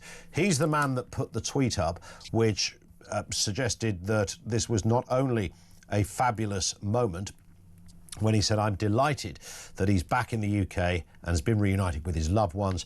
He said, his case has been a top priority for my government since we came into office. He's very grateful for the Egyptians and what they did, and, you know, it's all fantastic. Now, Keir Starmer hasn't... I mean, he's talking as if it's Salman Rushdie, for God's sake. I mean, this is the annoying bit. It's not. You know, this is a sort of mad extremist. But he's left that tweet up there. What would make Downing Street... What would make them decide deliberately, now the fallout has happened, to say, I tell you what we're going to do, we're going to almost double down, it feels like, Oscar. It feels like we're deliberately going to leave this up there, even though it's clearly contentious. It's now wildly out of whack with public opinion, but we'll leave it there anyway. I mean, the tweet itself is almost offensive at this point. And but there's no plan, there's no grand strategy or plan behind leaving the tweet up or anything. It's just incompetence. Incompetent to send the tweet in the first place, incompetent to not have sense checked and realised the hateful... I mean, I think it kind of beggars belief that people weren't aware, I have to say. I mean, it doesn't take... I mean, it doesn't take kind of MI5 levels of forensic studying to realise the kind of things this guy was spewing out online. Correct. So incompetence on that front, it is entirely in fitting with Keir Starmer. And yes, I gave the Tories a bit of a hard time for, initially on this, but it is nowhere near as bad as the levels of incompetence we see from Keir Starmer. So a tweet like that, it being left up, it being drafted in the first place, is, there's no grand strategy behind it. It is just pure, out of touch, rubbish incompetence. And it gets to a point where we shouldn't, that's no news. That's not news. That is a constant. If there's one theme to this Prime Minister, I would say it is being behind the curve, it is being out of touch, and it is communicating dreadfully. And talking about communicating dreadfully, Ed Miliband and his Warm Homes Fund, 13 billion quid. I've lost count, to be honest, Oscar, how many times we tell an Ed Miliband story. And he's always got between 13 and 30 billion quid isolated for there's 30 billion for the wind farm. There's another 130 billion for it's just, the man only talks in billions. And this is the subsidised solar panel initiative, heat pumps, etc. over the next 4 years. He is so wedded to this. It is unbelievable. And I'll ask you a similar question again, Oscar. When you were working as an advisor at Number 10, did you ever see any data that said, right, guys, if you don't sort this out, not only is the lesser spotted Argentinian newt going to be extinct, but the human race will be wiped off the planet if you don't stick a solar panel on every single house in the country? Did you ever see that memo at Number 10? You won't be surprised to hear, Ian, I did not. What I did see, however, if I'm being again quite introspective about the Conservatives at that time, is that there was an odd, and I wouldn't say it stemmed from any leader individually. I know people like to think Boris is a real kind of green, liberal lefty kind of climate enthusiast. That wasn't quite the case, but there was a kind of a slight takeover of that leafy, liberal, kind of elite-y, middle-class way of thinking. And yes, of course, you see that manifested in issues like, net zero, but it was kind of a general takeover of that kind of conservatism that was so out of step with the Red Wall 2019 mandate. And I think that kind of took over elements of government. That's actually where real trouble, I thought, start to stem from. And of course, there were, Partygate and events and all that kind of stuff. But I think that was a real misalignment that was going on with the Tories. And the net zero stuff. I mean, I really hope that most people in politics, even including leading figures in the Labour Party, understand how tone deaf it is for people right now. Yeah. But you're so right on Ed Miliband. I mean, it's infuriating. I've got 13 billion gazillion million quid that I've poured enough to create. It's like, no, Ed, that's my money. That's our money. Yeah. Keep your hands with your crazy schemes that are never going to take hold, never going to take shape. Keep our money, keep my money away from that.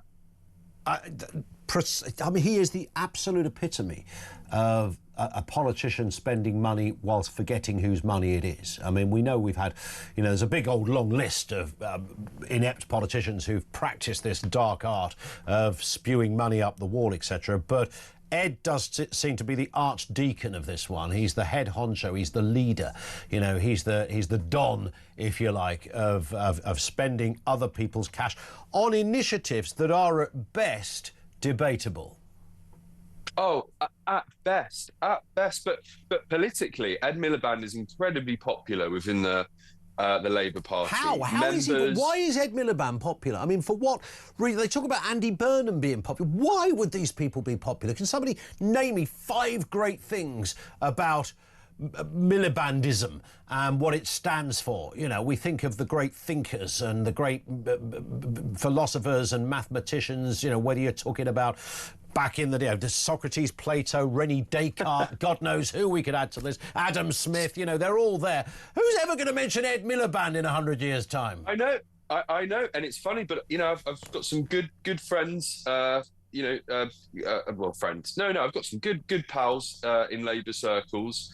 And Ed Miliband, believe it or not, is seen as a kind of a statesman. He's seen as that senior elder statesman, experienced hand in the Labour movement after, you know, many years. He failed to win an election.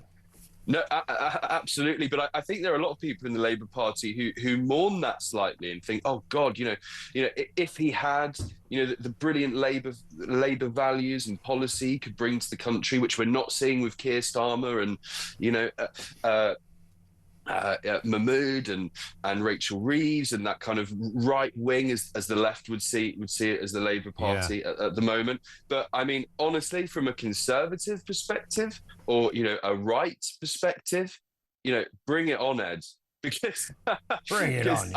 I cannot tell you how unpopular the policies that we're discussing today in terms of, you know, forcing people ultimately to, you know, solar panel their houses. I mean, God, we've been talking about this for decades. It's not going to work. In some cases it will, you know, the freedom of choice, you know, if you want to, fine. But a lot of people, the vast majority of people, when it comes to things like energy, are battling to survive, are battling to pay their bills, and they probably don't give a naff what form of energy that comes in. They just want the most cost efficient and easiest. And I'm sorry, that's the reality. And I have to say the vast majority of politicians accept that now, except for, unfortunately, a slightly prominent one, pains me to say, in crazy Ed Miliband. Indeed. It's kind of interesting how we've talked a lot in the last couple of days as well. It's a bit of an ongoing narrative, and it's certainly a theme I quite enjoy, of, you know, what makes a great leader these days. And we seem to have sort of settled on this rather grim and mediocre status quo of somebody who kind of looks okay. And, you know, when they talk about Andy Burnham, I still can't work out what it is that Andy Burnham would bring to the party. He was a health secretary in the previous Labour administration, a few other jobs as well. You know, he's a mayor, he's got a northern accent, sounds a bit working class. He used to be a young guy that looked cool with glasses. Now he's an older guy who looks like he needs glasses. He's, you know, he's kind of, his image has, you know, been very mediocre. And yet for some reason he's also talked about in the same tones. You know what it is? To use a football analogy, and this is perfectly the case with Andy Burnham and other leaders. Some people would say my old boss Boris potentially, but I think that would be unfair. It's, to use a football analogy, when your team is really struggling and you have a really bang average striker for your team who's been injured for months and months and months, he seems much better in his absence. You actually forget that when he was fit and he was on the pitch every week, he was a bit rubbish and useless. It wasn't that, it wasn't all that. Andy Burnham feels like, because he's this mystical guy across the water almost, like he's the answer to all their problems. He was rubbish the first time around.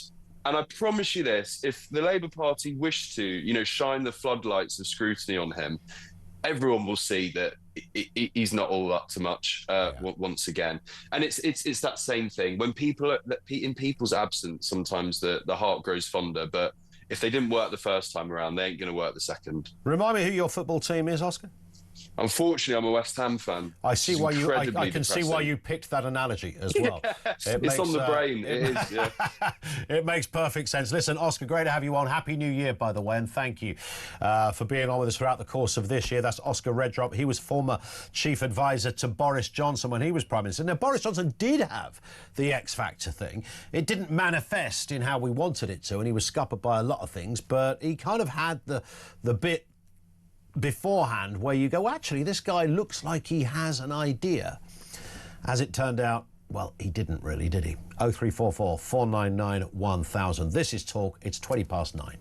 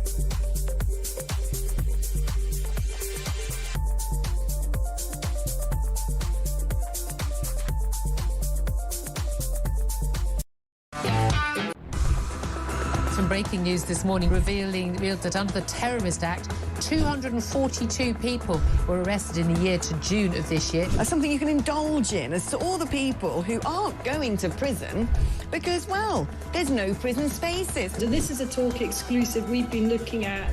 I said, you take these cuffs off me and speak to me like a human being rather than a common criminal. You're just left wondering, do these people who lead us actually hate Britain? Yeah. Do they not love our country and everything that we've stood for?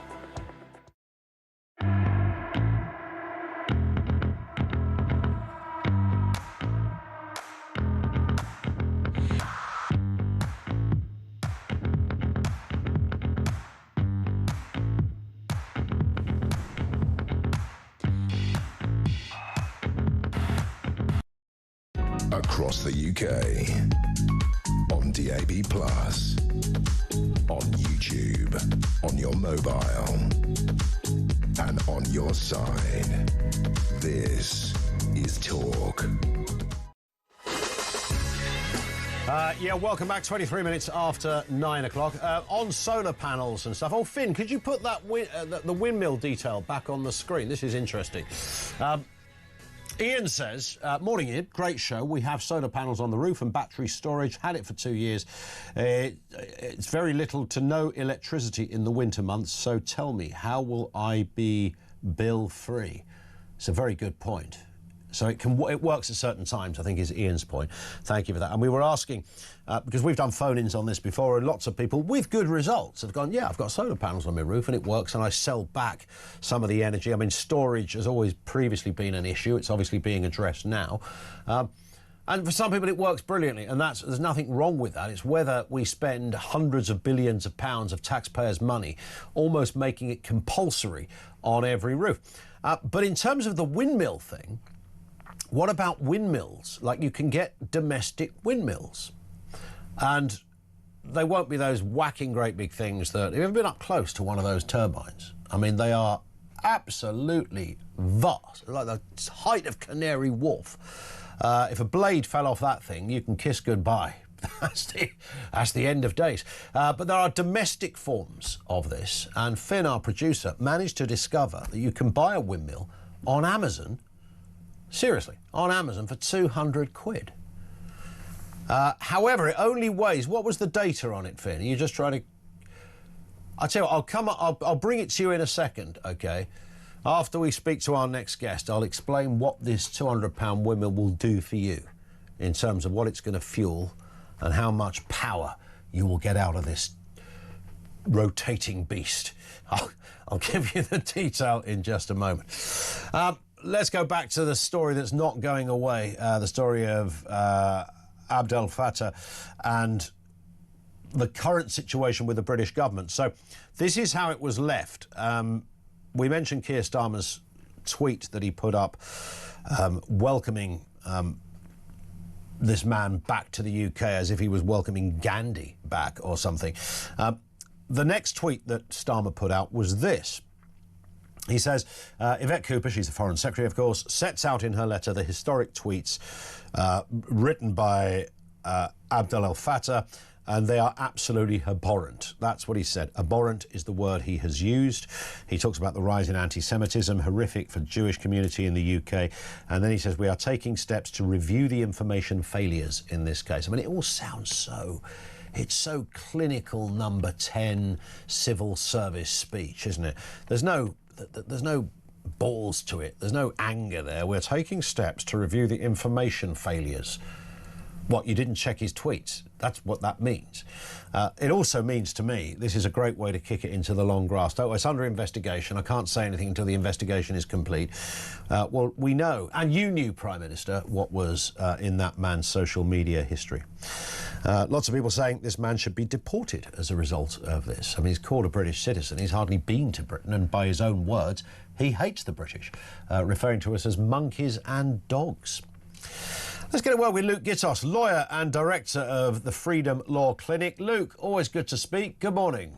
Good morning. How are you, Ian? I'm very good, thank you. It's always the contentious one, isn't it? Can you deport someone? Well, there's two things here, I suppose, to put to you. One is whether you literally can or can't.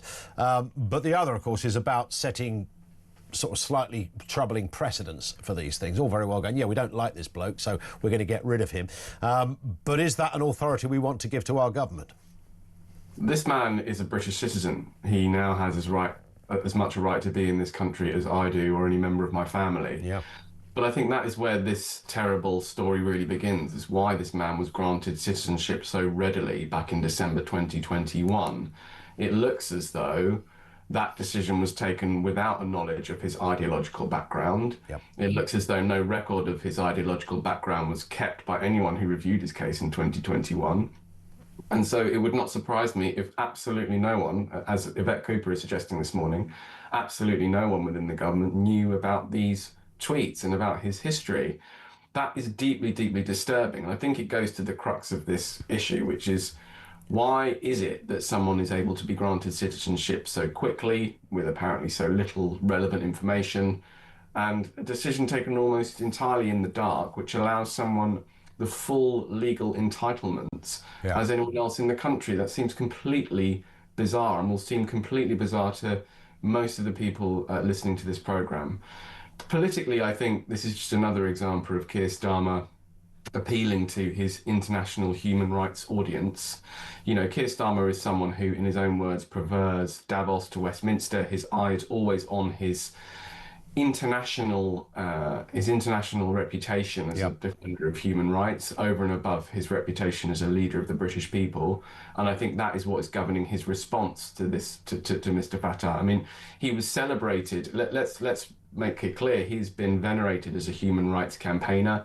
He has done, you know, in the eyes of many people, he's done a lot of worthwhile work in Egypt, combating and rising up against, you know, what is a despotic regime over there.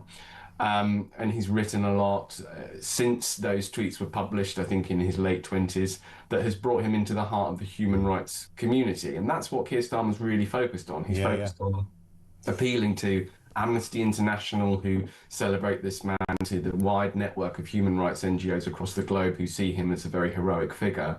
But that, in this case, has clearly come at the expense of the interests of the British people, and that's a real problem that he's going to have to reconcile. Indeed. And it's interesting how this campaign to get this man out of Egypt, I mean, really gathered some pace. And we know that in 2022, Keir Starmer, as leader of the opposition, was asking the Prime Minister about it. Liz Truss was Foreign Secretary. She was looking. I don't know what because this man at one point wasn't a British citizen. Then he became a British citizen, and presumably that's when the momentum about getting him back to the UK began. But 5 minutes before, he wasn't even a British citizen. So I don't know how this one particular case gathered so much momentum. And I said at the beginning, you know, he's been treated like he was Mahatma Gandhi or, you know, even Salman Rushdie in the way that, you know, we've got this terrible abusive case of a British citizen being captured by the Egyptians for words, for his opinions. We can't have this. And of course, but he wasn't a British citizen 5 minutes before. Yeah, his mother was born in London. Yeah.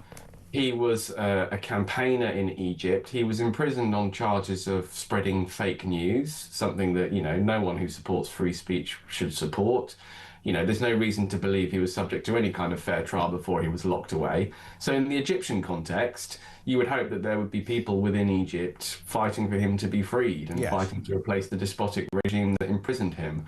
But what's truly weird about this case is that he became a complete hero for Western human rights groups, for members of the Western establishment, with very little understanding or knowledge of his history and very little understanding of the nuances involved in that history. And I use nuances as the most polite euphemism I can come up with there. You know, this is vile anti-Semitism, vile anti-Westernism that has peppered his late 20s. And, you know, this man was not young when he wrote these tweets. He was 28 years old. Yep. For a lot of people, they're ideologically fully developed by that stage. And it's clear that in order to tweet those things, he would have been connected to some very unpleasant, deeply vile movements and some very deeply unpleasant, vile people. And none of that was considered before he was elevated to the status of a pariah. And I think that's something that we really need to reflect on when we're discussing these individuals. The problem we now have is that we can't deport this man. You can't simply turn around and revoke someone's British citizenship based on something they tweeted when they were 28 years old.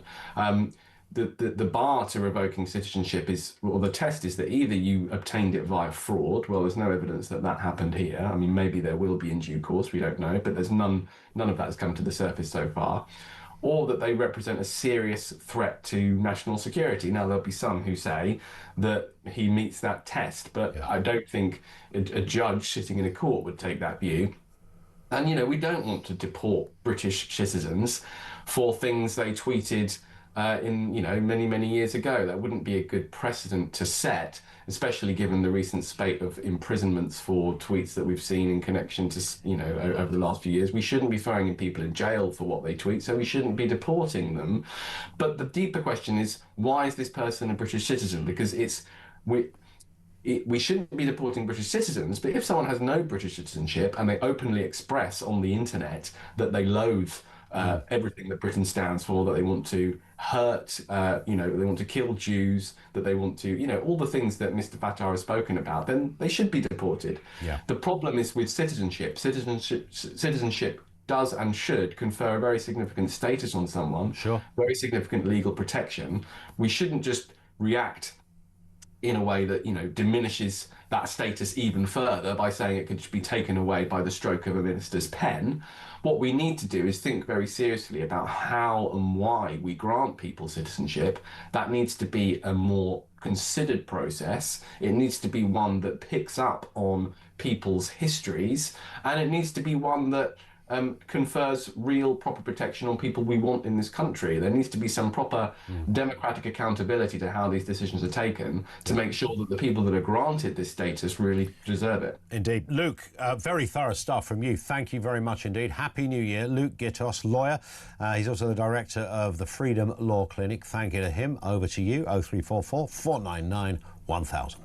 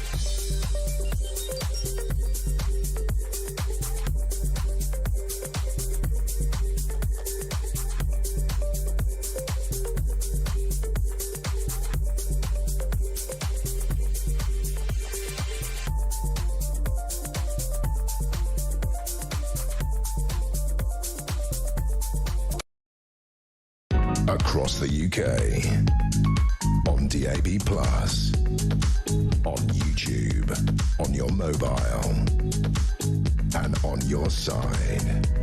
This is Talk. I mentioned the domestic windmill, the domestic wind turbine that you can buy off the Amazon people. Only £200. It's a bargain, kids. £200 for a windmill for your back garden. So the output of this particular windmill is very, very small. What does MS stand for, Finn? 10 metres per second? Wind? Is that how far it goes? No, it wouldn't be 10 metres per second, would it? That's a flipping Kawasaki, not a wind turbine. Anyway, here's the point about the £200 wind turbine.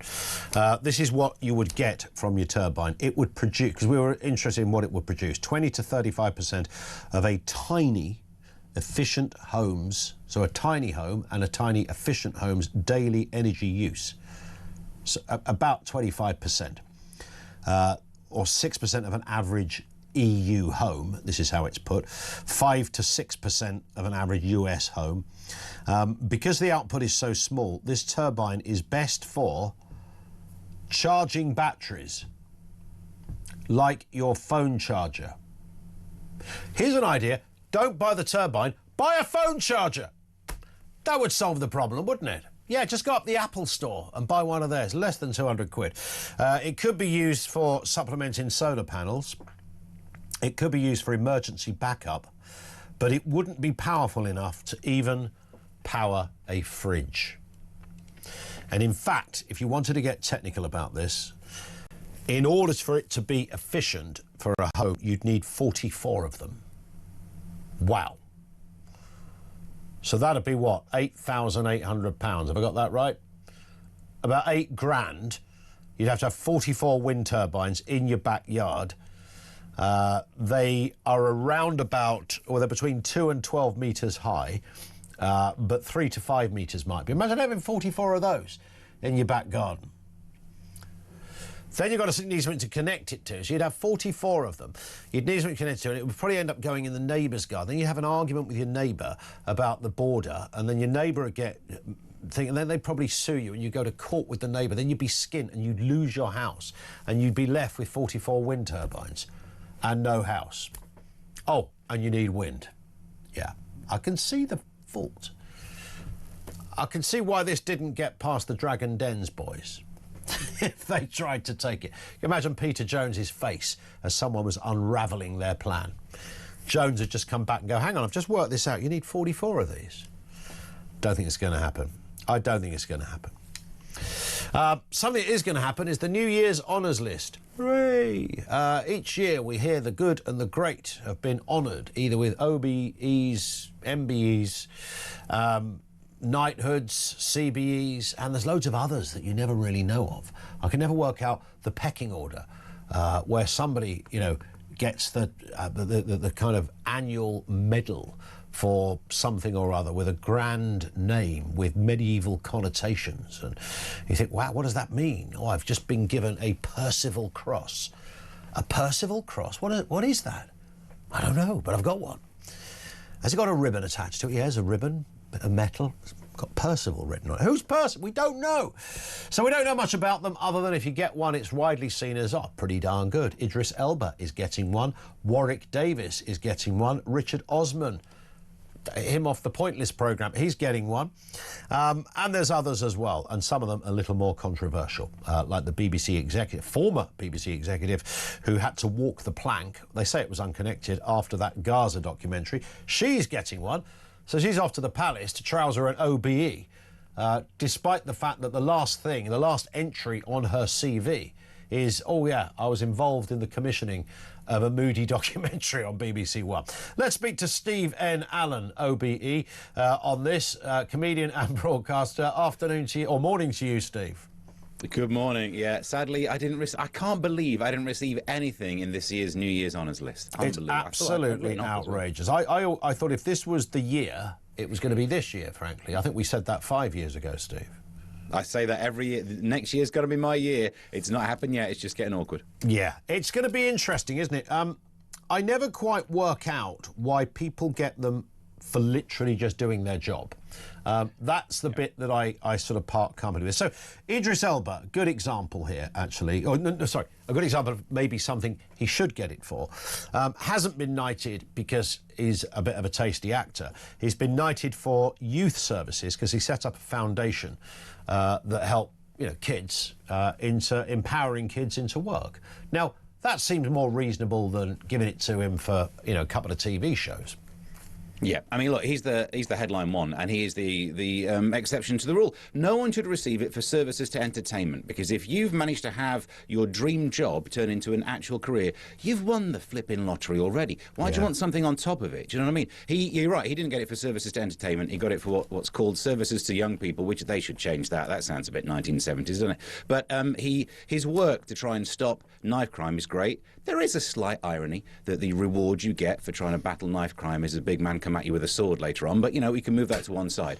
But in general, the only reason they get it, here's my theory, the only reason they give these awards to people who just do their job in the arts anyway, is so that we've got a headline. Because if it were genuinely given to the lollipop ladies and the people who've, you know, they've dedicated their life to mountain rescue, and if you go through the list, there are some people who've really done some stuff, and proper scientists dedicating their lives to investigating quantum science. Maybe they deserve it, maybe I don't. It's literally Schrodinger's decision on that one. But the idea of just doing that, no one would write about it. We only care about the famous people who don't deserve it. They're on the front page. Claudia Winkleman, Richard Osmond. Services to being tall? What's he actually done that gets him a thing? Oh, that's only because Warwick Davis got one at the other end, I think. It's balance. It's Ofcom balance. They're good at this, aren't they? I think you're going to get in trouble for that joke, but... I probably will. Well, it was a natural follow-on from it. It was better than doing the Arise Sir Warwick joke. So I did... I thought I was on safe territory there for a little bit. It's not only, of course, the people we've heard of, as you rightly say. Lollipop ladies get one too, and lollipop men, they tend to get one. I personally always had a bit of a problem with that, frankly. I mean, they're only crossing a road, aren't they? Exactly. But the whole system is a rubbish, isn't it? It's not. It's based on a feudal system, basically, that we don't even have anymore. It's bestowed by a monarch who doesn't really have any power. It's all pretense. And it's just the only reason it still happens. The New Year's one happens at this time of year when the newspapers are desperate for coverage. So instead of actually going in on it saying, what a waste of time, they're grateful for a front page that lets them put a famous actor on the front page. Yeah. But if we actually stop to look at it, it's almost embarrassing, isn't it? You're right. If you want plaudits for your job, you do your job well, and people within your industry say, I'll tell you who's great at that quantum research, or I'll tell you who can cross a road like a good one. That lollipop lady, you should see the speed with which you can whip across that zebra crossing. Yeah. That's all you need. You don't need this system. Yeah, it is. When you get, I jest slightly because I've had some experience with lollipop people recently. Taking the kids to school, and they are brilliant, and the kids like them, and they make it a little bit fun, and I mean, it is quite a task, isn't it? Walking out into traffic with a big old lollipop in your hand each day. It's not a real lollipop, of course, but that thing. And in all weathers like as well. Yeah, but it's got a Gandalf-esque vibe to it, hasn't it? You shall not pass. That scene. We've got some damehoods. Meera Syal, the actress, gets a damehood. Roy Clark. It's interesting. I had to think, why do I know the name Roy Clark? And then I realised he's a sitcom writer, isn't he? And he's written some bangers, to be fair. Although he also, sadly, wrote Last of the Summer Wine, which was enough to almost want me to end my childhood when I was a kid growing up. And on a Sunday evening, Last of the... That thing used to play. Oh, look, there's Compo in a shopping trolley being pushed down a hill. Oh, look, he's landed over a brick wall and into a bale of hay. Isn't that funny? Not really. It is so unfair. There was definitely at least one episode where he was in a bath going down a hill. So I don't know why you think it's just the same episode. They changed. It wasn't always shopping trolleys. It was once a suitcase. Nora Batty, It's like, however, he did also write Keeping Up Appearances, which I saw a little bit of over Christmas, actually, which I thought was quite, great characters in that. He wrote Open All Hours, which I think was genuinely a very good sitcom of its time. So, I mean, I don't think we can understate his CV when it comes to success. I think he's done pretty well.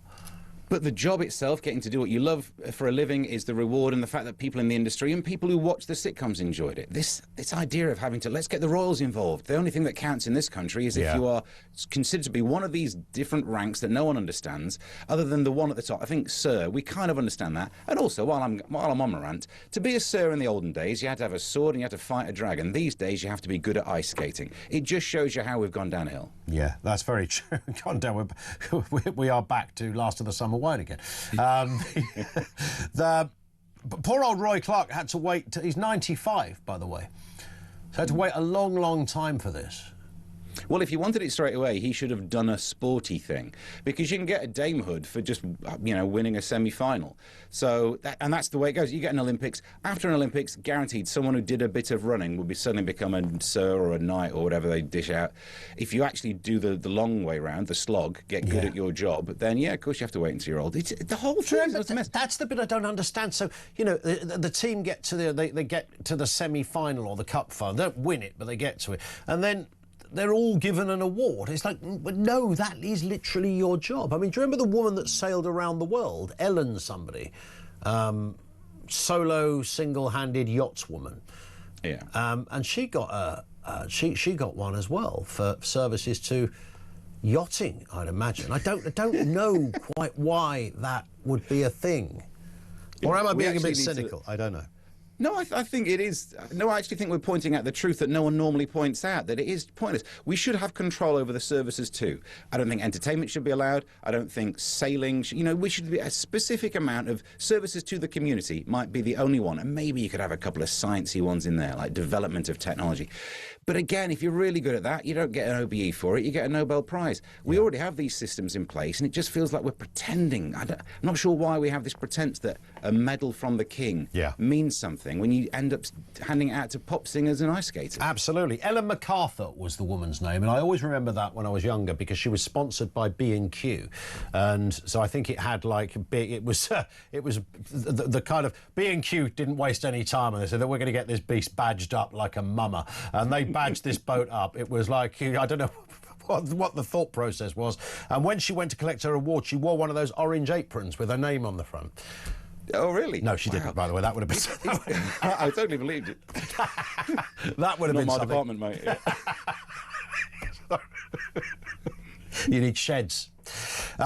There were a couple of contentious ones as well. I mentioned Charlotte Moore, the former BBC chief content officer, whose last entry onto her CV was commissioning or being part of the process that gave the green light to that Gaza documentary. That was a little bit iffy.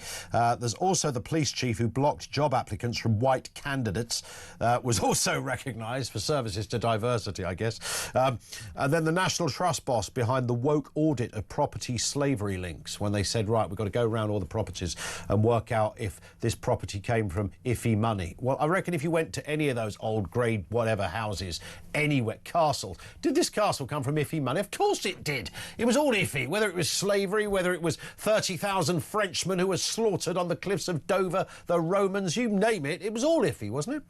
Yeah. Does this thing from the past have values of the past? Yes. Well, then let's cancel it. That section shows that there's a part of society, and maybe it's just like the jobs that you can manage to get. If you're the upper middle class and you know people and you go to a certain university, you can get into a place where you can only fail upwards. You can end up commissioning a documentary that causes a big old hoo-ha and you get awarded for it. And there's probably some sort of golden hand parachute thing that means literally they can't fail. So no wonder they don't care. I have to be careful in my job. I have to do the job well, otherwise the mortgage doesn't get paid. There are some people who can manage to absolutely mess up, and therefore they get whatever award, CBE off the back of it. Here's some extra money and thanks for your service. Yeah. The only thing missing was the woman who ran the post office. I thought she might be getting something, but turns out there probably was a letter. Yeah, I'm sure there was. Yeah, straight in the shredder. Listen, Steve, thank you as ever. Happy New Year, by the way. Steve N. Allen, comedian and broadcaster, with us on the Breakfast Show. Thank you to him. More comment from you on the way. 0344 499 1000.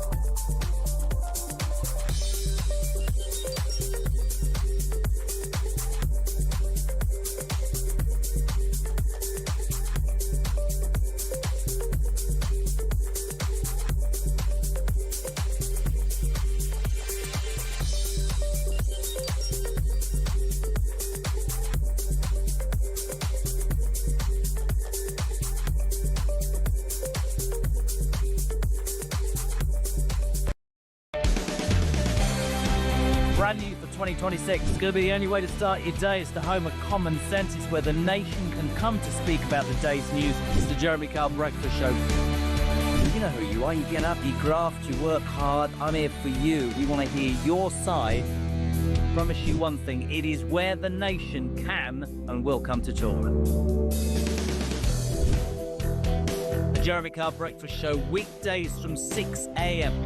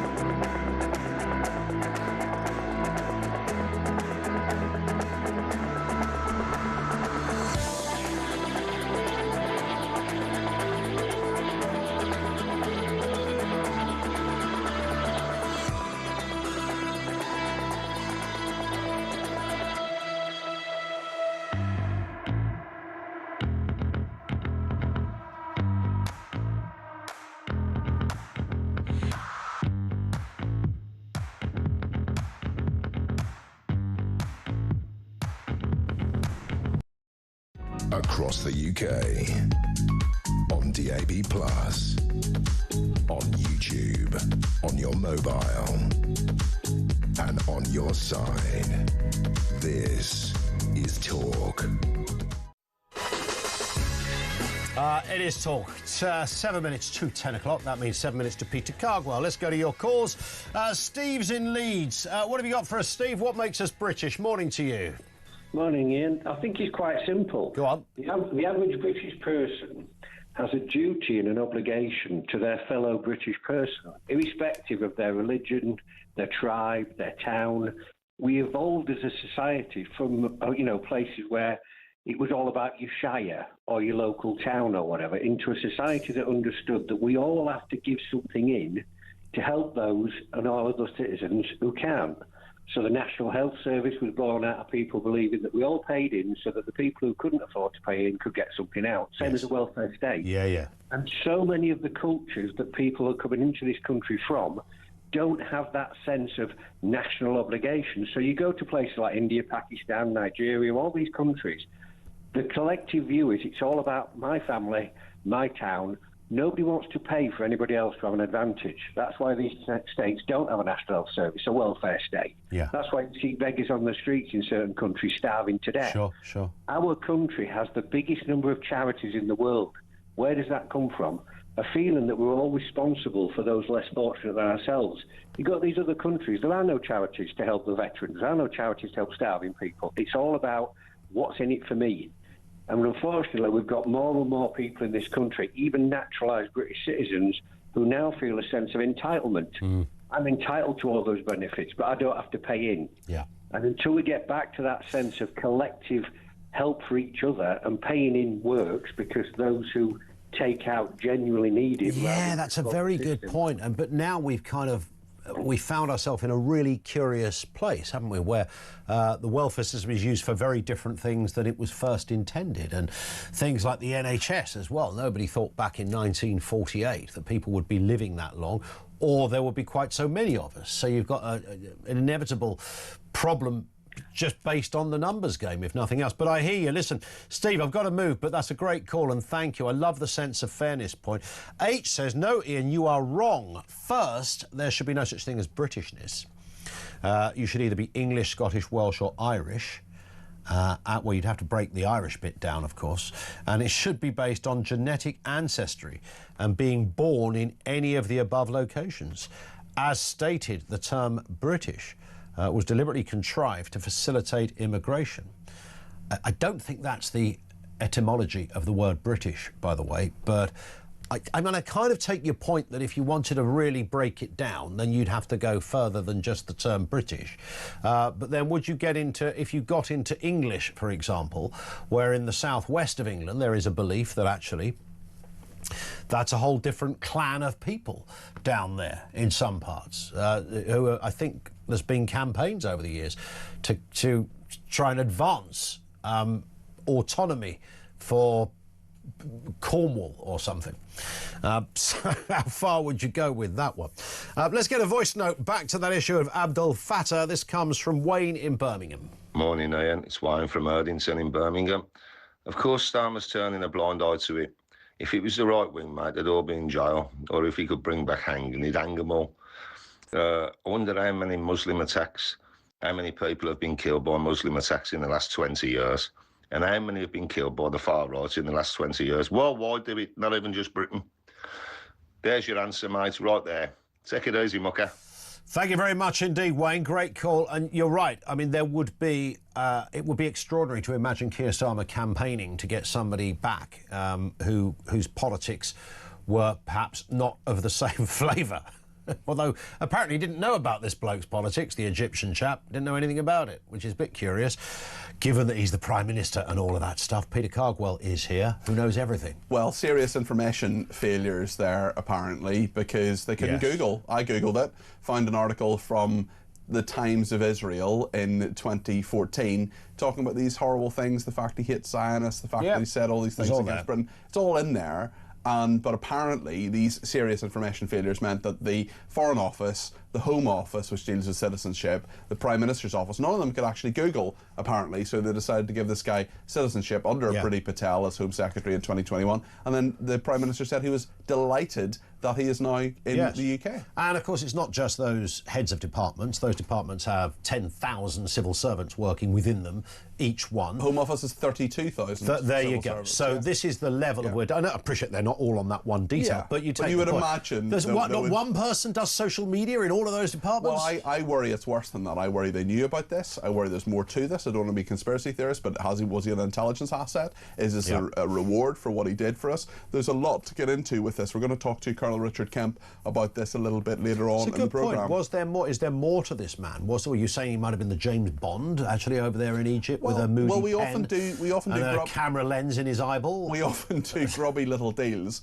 with horrible people for this very reason. Well, I come from a part of the world where it happened all the time, and I wonder whether there's more to this. So we'll ask Richard Kemp about that a little bit later on the programme. I love the fact that the Home Office and the Foreign Office and Number 10 are saying, we're taking steps to review the information failure, which is another way of saying we are going to kick this can